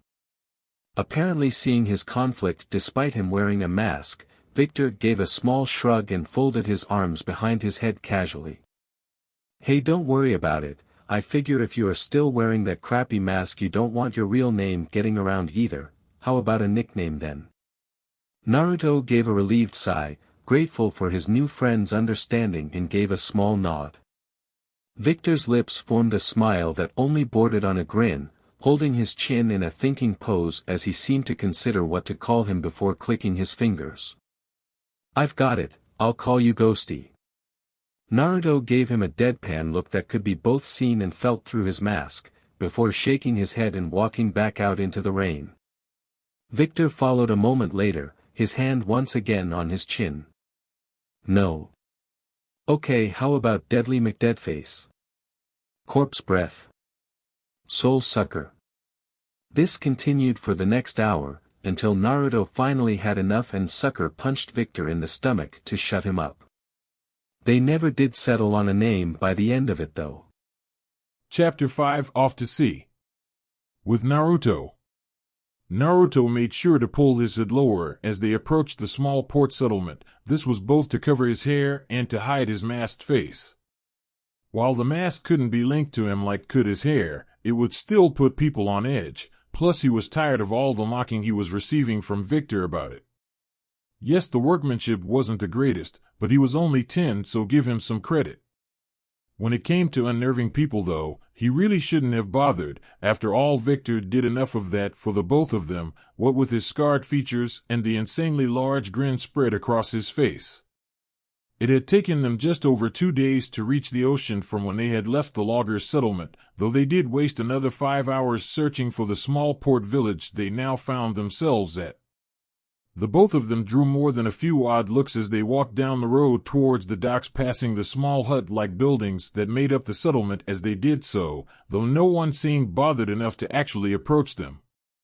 Between Victor's scars and Naruto's dark hooded clothing, they could pass for ninja even if they were young. It was fortunate really that most civilians never looked too deeply where shinobi were concerned. Naruto was forced to drag Victor away from a few stores as they passed, the older boy taking a ridiculous amount of time to examine their wares, though to be honest Naruto believed he just did that to piss him off. At one point he had needed to use both hands to pull Bazaar Boy away from a butcher's shop that had several whole animals hanging from hooks in the window. What Victor wanted with the dead bodies of animals Naruto really didn't want to know, though the fact that he was salivating when he looked at them was very unnerving. The port village was tiny when compared to the Hidden Leaf and wasn't even half the size, so even with Victor being a pain in the arse they got to the docks in under an hour. Though it was a struggle at one point, the streets were quite narrow after all and there seemed to be a lot of people in the town. Turns out there was market in village today. The smell of fish was heavy in the air, along with the smell from the recently returned and unwashed fishermen who had caught them. Victor looked like he didn't even notice while Naruto was trying not to be sick, but considering the older boy's habit of digging up graves, it wasn't that much of a surprise that the stench of dead fish didn't both him. However, after they got to the dock, they came to realize that the hard part of their journey had only just begun. They had to find someone willing to take them to the war zone that was the land of water. It turns out a lot of people were a little put off by the Civil War and had been avoiding it for the most part ever since it began a few months ago, not that Naruto could blame them. Supply ships had a tendency to be attacked and raided by both the Hidden Mist and Rebellion, though the crew was rarely if ever harmed when they were attacked. The loss of income from their wares was still a harsh blow to the captains and investors. This made offering to work on a supply ship for passage no use at all, because no one was stupid enough to even get near the land of water. Fishing ships were also a dead end, most being too small to go that far away from the mainland. The few that were large enough to make the trip had set courses, and none of them came even close to the land of water. In the end, after hours of searching and asking around, Naruto found the owner of a small ship willing to take them, for an unreasonably high price of course. The boat was in surprisingly good condition, even though there were a few patches of rust and a need for a new coat of paint. The man himself was middle-aged with charcoal gray hair and a great big bushy beard that fell down to his chest. He had tattered and stained clothes with rotten teeth and repulsive breath. Though it wasn't just his breath that smelled, as he also smelled very strongly of alcohol, fish, and shit, and Naruto very much doubted in the man's ability to get them across the sea in his boat. Luckily, between the money Naruto had saved over the years and what Victor had acquired over his travels, he thought it best not to ask for details, especially when he saw the spots of blood. They were set to leave within the hour after the boat was loaded and ready to sail. Victor had been volunteered by the old man, Naruto didn't bother to remember his name, to help load the ship. Naruto was sure if he didn't still look like a walking skeleton that could barely hold himself up, he would have been forced to help too, but the old man had taken one look at him and snorted before telling him to come back within the hour. While he had been getting slowly better, it would still be a while before he looked anything but skinny. However, over the last few days since he ate those human souls, Naruto had defiantly bulked up slightly, and he hadn't been hungry for the last few days either.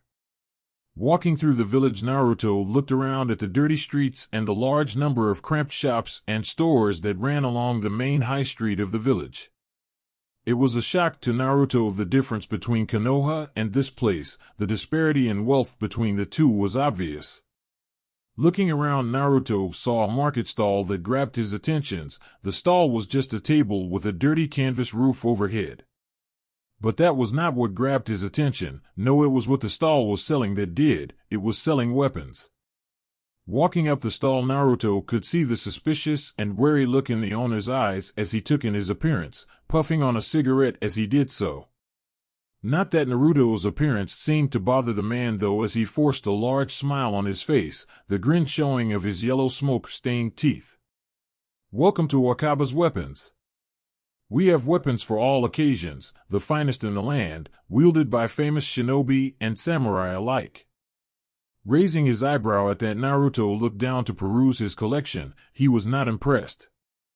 Now, Naruto's was no expert in weapons. In fact, he couldn't even call himself adept, but even he could see that most of the items the man sold were no better than scrap. Of course, the stall owner didn't seem to catch Naruto's disappointment with his selection. "See something you like, young master? Our weapons for shinobi of all ages, if that interests you. Why, even the Hokage of Konoha himself has shopped from this store. I remember it like it was yesterday." "Wakaba," he said, "we are on first-name terms, you know." So he said, "Wakaba, I have recently been trying to create a new technique. I call it the Flying Thunder God Jutsu, but I have not finished it." The man carried on in that fashion for the next few minutes, telling Naruto how he had helped Minato Namikaze perfect his signature jutsu, and how even now the man still comes to him to buy his shinobi gear. Suffice to say, Naruto was left wide-eyed at the amount of bullshit this man was sprouting. So anyway, young sir, just what kind of weapon were you looking for? Wakaba finally asked, his question knocking the dumbstruck Naruto out of his daze. Naruto began as he looked down at the poor quality weapons the man had at his stall, assessing them to the best of his ability as he tried to find something half decent. His gaze soon fell on a hatchet, a single-handed tool which had a sharp blade on one side which looked like it was used to cut and split wood, and a hammered-like head on the other side. Looking at it, Naruto flashed back to a few days ago when he had cut down a full-grown enemy shinobi with a similar kind of weapon, the ease at which he did it still surprising him even now days later. The axe he had used then had a double-headed axe blade, and had unfortunately been unfit to use afterwards, the wood handle having been broken and splintered beyond repair.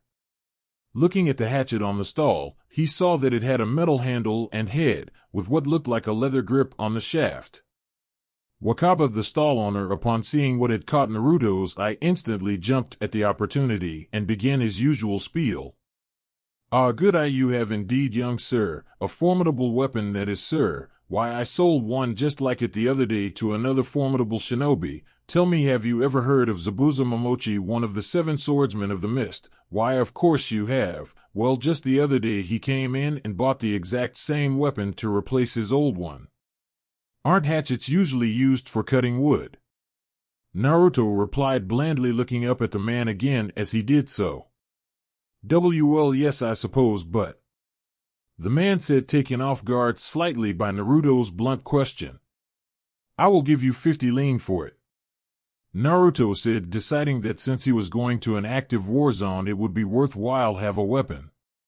He did still have his knife, but using a knife in combat would require a certain amount of skill that Naruto had not quite built up yet.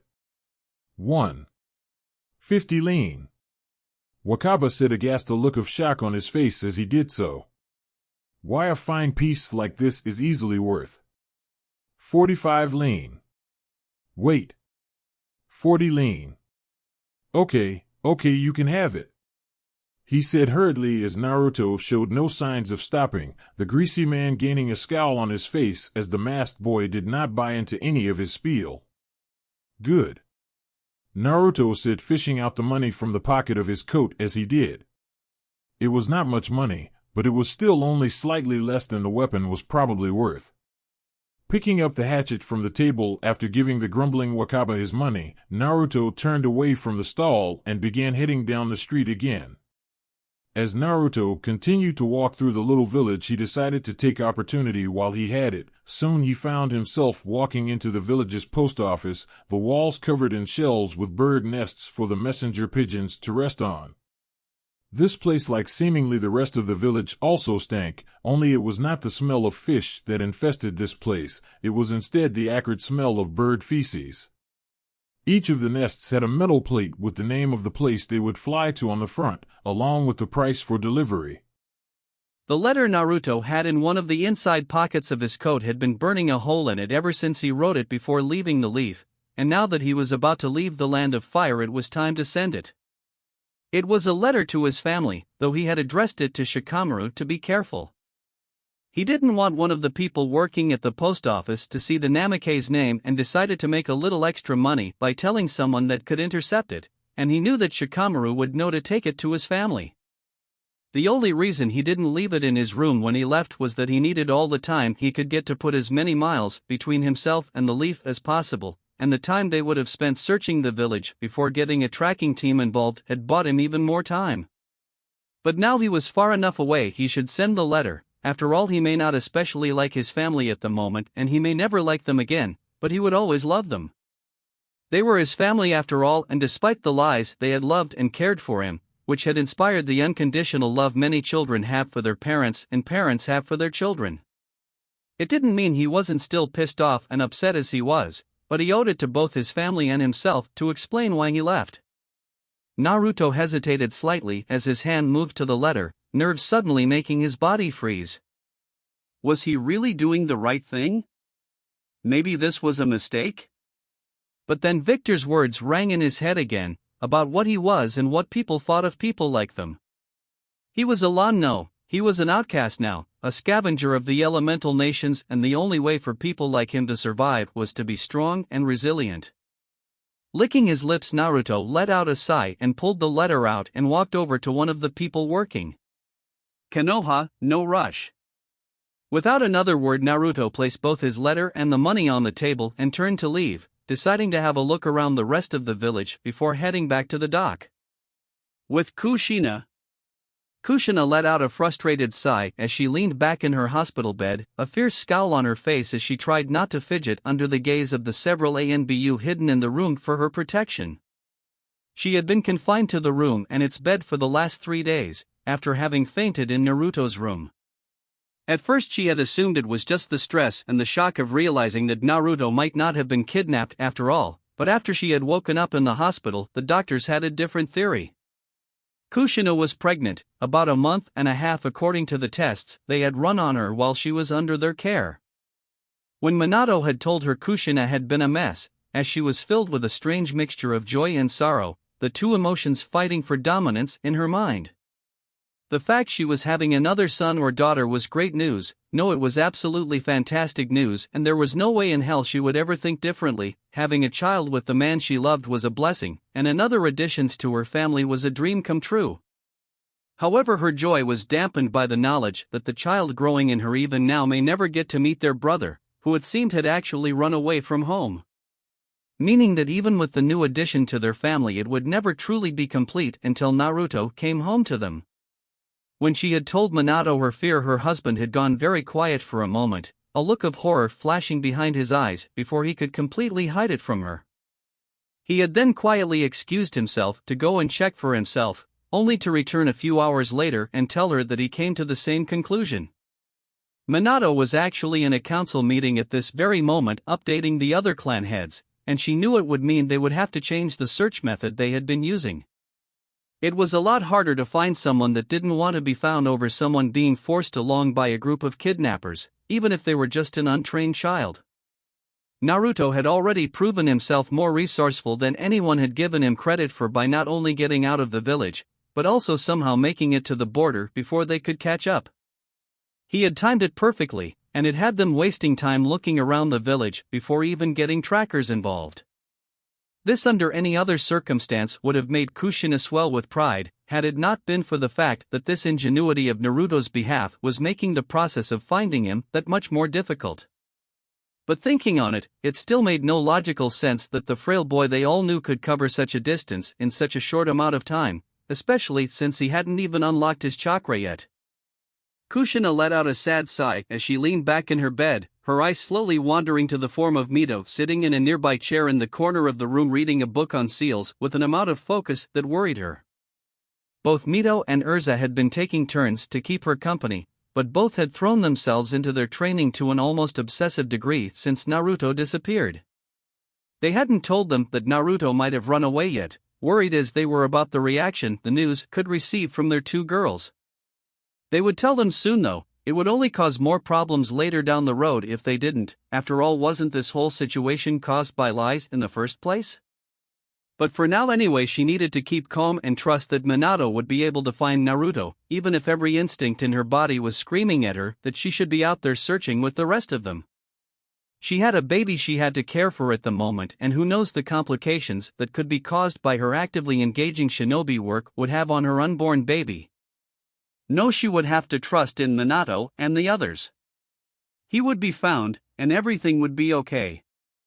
With Naruto took in a deep breath of the salty air coming in off of the sea as he leaned over the side of the ship, his eyes closed as he took a moment to just feel as the waves rocked them slightly, the wind blowing gently against his masked face. They had left the port around 5 hours ago, and so far the weather seemed to be staying calm. The skies were slightly cloudy, but there did not look to be any oncoming dark clouds. Naruto still wasn't sure what the name of the middle-aged captain was, who at the present time was whistling as he steered the boat, though both he and Victor had taken to calling him captain for lack of anything better. The fact he was still drunk when they set off had worried Naruto slightly, but after the first hour the sea air seemed to have sobered him up. It would take them at least 4 days at this pace to reach the land of water, probably longer if the weather took a bad turn. Licking his lips, Naruto turned his back to the seemingly endless sea and made his way below deck to the room he was sharing with Victor. It was actually the storage room where Captain kept things that weren't regularly needed, like spare sheets and emergency food that didn't spoil. They both had their own hammock instead of beds, because apparently they were better for sleeping in on a boat. Apparently it was very easy to fall out of a bed at night when the boat was constantly rocking to and fro. Victor was off doing something. He had locked himself in the other storeroom and hadn't shown himself since. Naruto wasn't really sure he wanted to know what the older boy was doing, though based on the sounds of sawing and curses it probably wasn't anything good. Ignoring his hammock for the moment, Naruto carefully made his way to one of the crates to take a seat, using the wall to brace himself as the boat rocked on the waves. He crossed his legs and waited a moment to make sure he wouldn't be thrown off, before letting out a deep sigh and closing his eyes.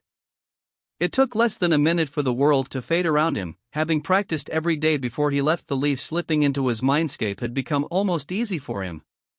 When he opened his eyes again, Naruto was once again standing on the wall that divided the dark side of his mind from the light. Turning around, he sought his inner counterpart, casually sitting on the side of the wall facing the darker side of his mind, his legs dangling over the edge as he occasionally kicked them out while humming a tune to himself. Without a word, Naruto moved to sit next to the other half of himself, his eyes looking out over the impure world, wandering across the dead landscape before them in curiosity. I take it they all ended up over there? None seemed the type to feel guilt for what they were doing, Naruto said, nodding in the direction of the barren landscape before him.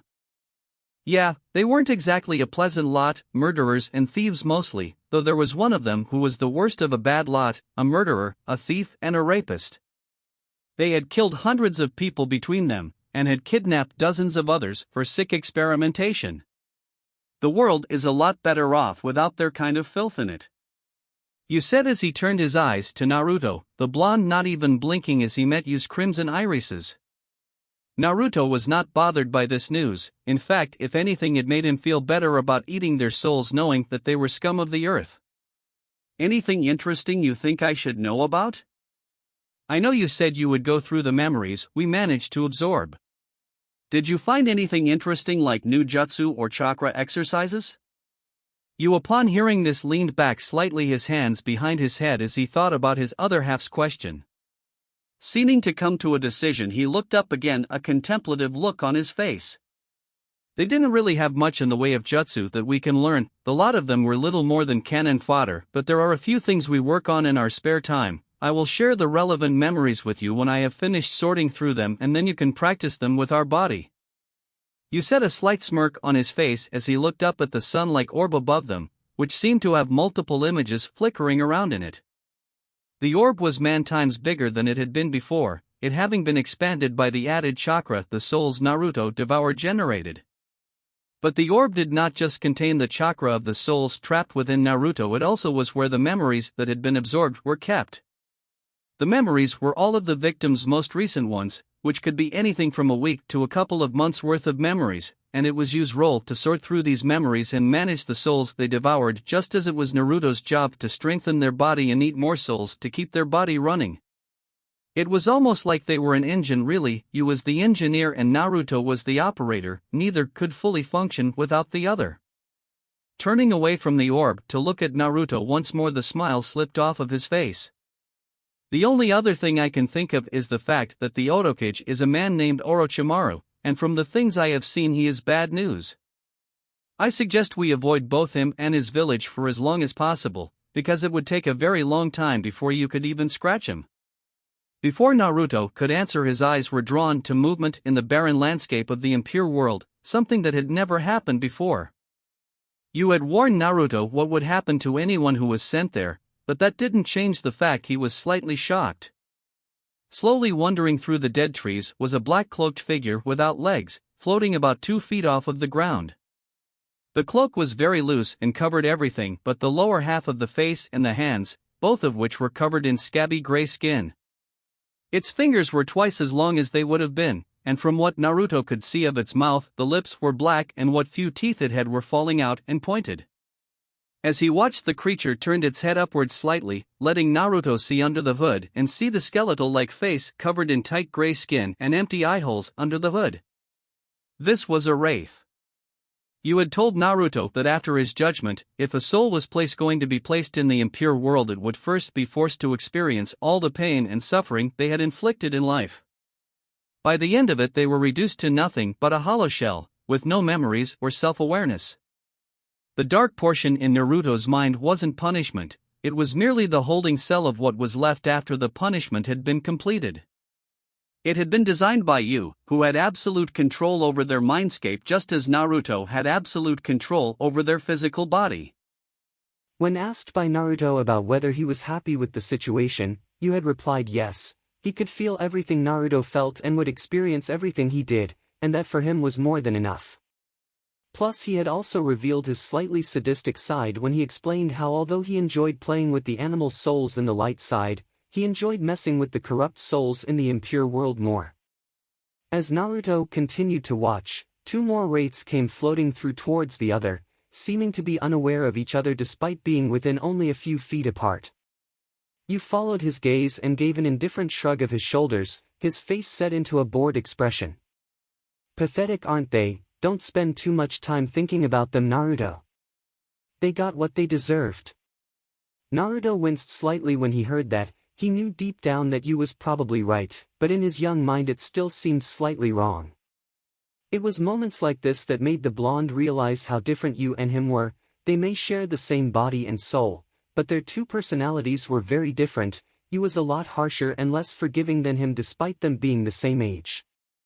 Forcing himself to turn away, Naruto gave a nod before getting to his feet, moving to look out over the pure world instead. A moment later you stood up to and came to stand next to him, placing a hand on his shoulder as he did so. So you want to start on one of those jutsu I got from their heads? There are a couple of really cool ones. Naruto couldn't help but smile a bit when he heard what you said.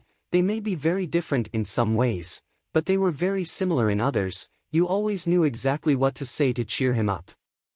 What kind of cool jutsu? Tell me, have you ever heard of elemental manipulation? You said as he took a step off the wall and leapt towards the light side of the mindscape, Naruto quickly following along after. With Shikamaru. The moment that he saw the name written on the back of the letter he had just received, Shikamaru knew that he would need to show it to his father even if it was troublesome. They were all sat at the table eating breakfast when it was placed on the table in front of him by his mother. Luckily for Shikamaru, though, his father Shikaku was still reading the newspaper while sitting at the end of the table, which meant that if he wanted to give him the message he wouldn't have to go looking for him. That would have been troublesome. Hey Dad. Shikaku didn't look up from his paper, or even bother to acknowledge hearing him. Letting out a sigh, Shikamaru tried again. Troublesome, Dad, you should probably take a look at this. What it is, Shikamaru, I'm reading. He still didn't look up from his paper. I got a letter from Naruto. That got the older Nara's attention, his eyes shooting up as he quickly studied Shikamaru's face before his gaze dropped to the letter his son held in his hand. Are you sure? Instead of speaking, Shikamaru showed him the back of the letter, where Naruto's name was written clear as day. His paper long forgotten Shikaku reached out and took the offered letter, a deep frown on his scarred face before standing up and motioning for his son to follow him. Shikamaru was slightly confused that his dad didn't just take the letter and leave him to finish his meal, but that gave way to more confusion when he realized he was being taken to the shinobi hospital. Without any doctors or nurses giving them a second glance, the two Nara cut a path straight to one room in particular, and when the door opened, Shikamaru was faced with the Hokage and his family all sitting around his wife, who was currently laying on a hospital bed in the middle of one of the hospital's private rooms. The two Nara's entrance got the attention of the two other adults in the room, though it looked like Mito and Urza had both fallen asleep in the nearby chairs they were sitting in. Shikamaru had no idea how long they must have been there, but his eyes did pick out the unmistakable trails of what he knew to be dried tear tracks that were running down their faces. Based on that, he could only assume that they had been told something that made them upset, and had worn themselves out. His eyes quickly moved to the red-headed woman in the bed for a moment as he tried to determine why Lady Kushina, the Hokage's wife, was in it in the first place, but other than looking very tired, she didn't seem to be overtly sick. Then his eyes moved to the letter still in his dad's hands, and it wasn't a stretch to connect the dots that it was probably something to do with Naruto going missing. However, the moment his mind moved to the sickly blonde namikaze, Shikamaru's mind was hit with the image of black scara, burning crimson irises, and the feeling of death that they had inspired in his body. Thinking of that, he couldn't keep from shivering slightly. Shikamaru slowly moved to the side of the room, where he leant back against the wall as his dad closed the door to the room behind him and moved over to have a whispered conversation with the Hokage, both men looking from the letter to him several times. At some point Kushina started whispering along with them, and Shikamaru was able to see the pained expressions that kept flashing across both her and her husband's faces at whatever they were talking about. Eventually his father motioned for him to come forward and handed him the letter, all three adults staring at him. "You want me to open it?" he asked, his usually bored tone becoming inquisitive as he stared at the sealed letter in his hands. It was Shikaku that answered him, the seriousness of the situation in both his voice and face as he looked at his son. "The laws of the leaf prevent the Hokage or anyone else from interfering with any of the clans unless asked. The letter is addressed to you, the heir of the Nara clan, which means that only you can open and read it." Letting out a sigh, Shikamaru gave a shrug of his shoulders and without overthinking it, he opened the letter and looked inside. His eyebrows rose slightly when he saw a second letter addressed to the Namikaze family inside it, along with another small note. The letter. "Shikamaru, please give my family this letter. Sorry for the trouble this is causing you, but I couldn't risk someone intercepting it because it was addressed directly to my family." Naruto. With Shikamaru. Without a word, Shikamaru handed the note to his father and the letter to the Hokage, before moving to once again lean against the wall. He also noticed that both Mito and Erza were awake now, though they seemed to be very confused about what was going on. With Erza sending him a searching look, most probably wondering what he was doing here. It seemed like he was soon forgotten altogether though when the Hokage finally got over his surprise at being handed the letter, before reading it out loud for his whole family to hear. Ignoring the fact that both Shikamaru and his father were present, no doubt knowing that he could trust in Shikaku's discretion. The second letter. "I'm sorry. I know it might not make any difference at this point, but I needed to tell you that I am sorry that I left. By now I am sure you realize that I was not kidnapped, and by the time you get this letter I will be too far away and out of your reach. The fact I was able to send this letter also means that I left the land of fire and that you did not catch me, which is probably for the best for everyone involved. I know that you don't understand why I left, but I need you to know that I had my reasons.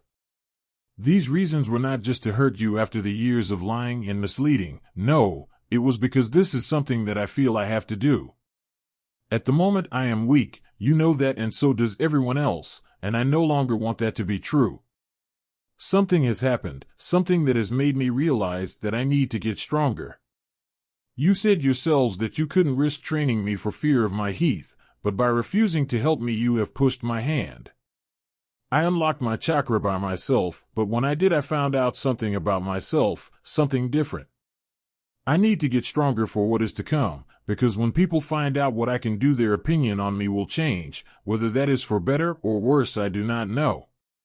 Either way, I have left Konoha to have a new start. I ask that you respect my choice and understand that I do not do this to be cruel. Hopefully I will see you again, if not then I wish you all the best. Once again, I'm sorry it had to come to this. Love. Naruto. With Shikamaru. Well, that was cryptic. The young Nara knew that Naruto had gone missing. He had picked up that something was going on from this dad even if the man had not actually told him himself. After that it didn't take long to realize that Naruto had not been seen in several days, which while not overly odd for the usually sickly boy when combined with the stressed looks he had seen on the faces of the Hokage and the last remaining members of the Uzumaki clan, it was more telling. He had come to the conclusion that Naruto's condition had either become worse, or he had gone missing. However, he had never in his wildest imagination thought Naruto had actually ran away from Konoha and his family. Shikamaru stood quietly as the other people in the room all started talking at once, trying to understand what Naruto was talking about in his letter. Mito and Urza asking their parents what it all meant, while his father and the Hokage were once again talking, though this time they did not bother to whisper. The only one not talking was Kushina, who was instead silently crying as she read over the letter over and over again after it had been passed to her by her husband. Closing his eyes as all the talking was starting to give him a headache, Shikamaru tried to dissect the words from the letter in a way to make sense of it all. To the young Nara, Naruto sounded like he was desperate and angry, probably more desperate than angry though. Something had happened, something that worried the usually quiet and composed Naruto enough that he thought wasn't safe in the village anymore, something about himself. He had left to get stronger to protect himself, that much was obvious. He thought that whatever it was that scared him meant people would be coming for him even from his own village. But what could be so bad that his own father, the Hokage, wouldn't protect him inside his own walls? What could be so bad that he wasn't confident telling his own family about it? The way he was talking, it was like he feared for his life if this secret, whatever it was, got out, and the Naruto he knew was no coward. The fact he was willing to confront his family at the party was proof of that. But despite this, he was still scared enough that he ran away, and with all his cryptic talk of getting stronger. If the blonde thought whatever he was hiding or running from was that bad, Shikamaru believed there was a genuine reason behind it. It was while he was thinking along these lines that Shikamaru realized something. There were things that the Hokage wouldn't be able to protect his own from, things that the village and people inside it would fight over, things that as Hokage it would be his duty to take advantage of for the good of Konoha. Bloodlines and the power they gave. Naruto said in his letter he discovered something about itself after he unlocked his chakra, something different.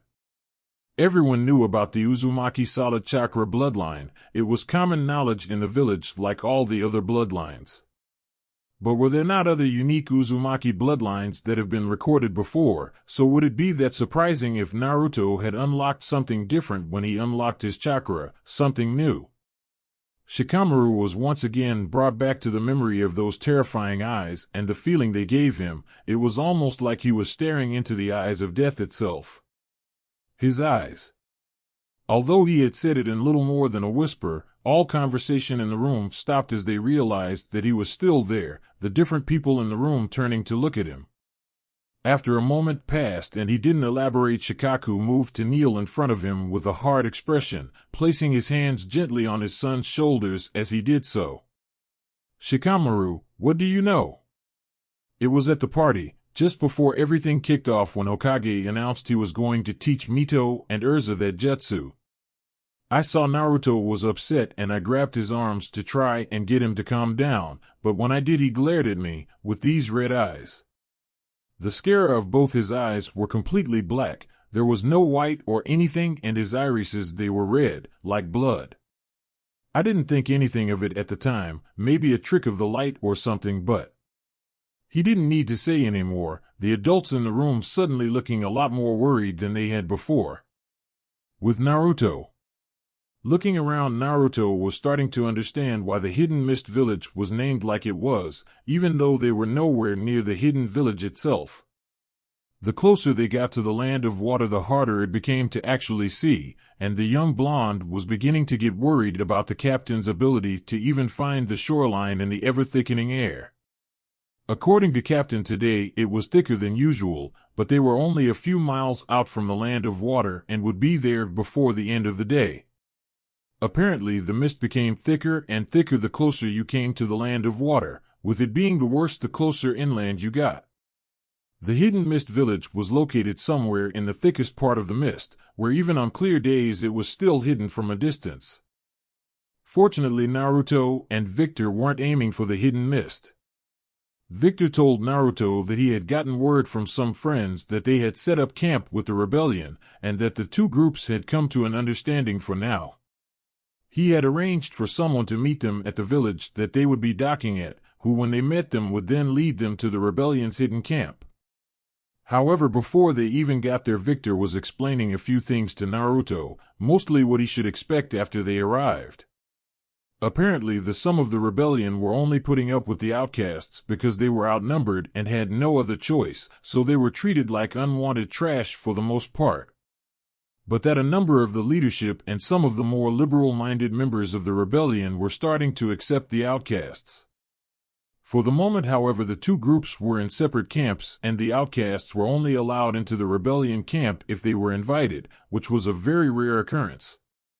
In return for being allowed to do their own thing after any battles, or in some cases during them, the outcasts helped where they could with the rebellion. However, people with needs such as Naruto and Victor were limited to the enemy shinobi, and were not allowed to touch the fallen rebellion soldiers. Victor had also warned Naruto that there was a chance that they would all need to leave before the end of the war, even if the rebellion won in the end. As it turned out, that it wasn't uncommon for people to turn on the outcasts after they no longer had any use for them, and some took the mentality that it was better to kill them when they had the chance instead of risking them being against them later. This had happened before, and so the outcasts had wised up and now treated even their own allies with suspicion. As without a village to protect them, there were no real repercussions for the shinobi to fear after all, because no one cared about the outcasts. The only thing they had to fear was the outcasts themselves, most of whom, due to the harsh lifestyles they lived, had become hardened veterans and more than a match for jounins and chunins from the shinobi villages.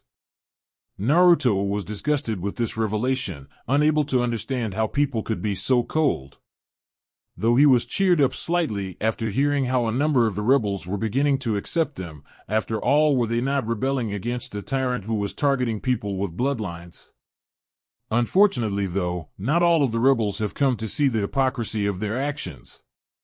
When Naruto mentioned his disgust over the treatment of the outcasts, Victor had simply shrugged off his concerns and said that that was just how things worked. Humanity was a deeply flawed race, and always would be. The last hour of their trip Naruto spent in silence as he thought over everything Victor had told/warned him about, thinking over what his life was going to be like from now on. It wasn't until they were finally able to see land through the now slightly thinning mist that Naruto came to one conclusion. Things needed to change, even if he had to change them by force.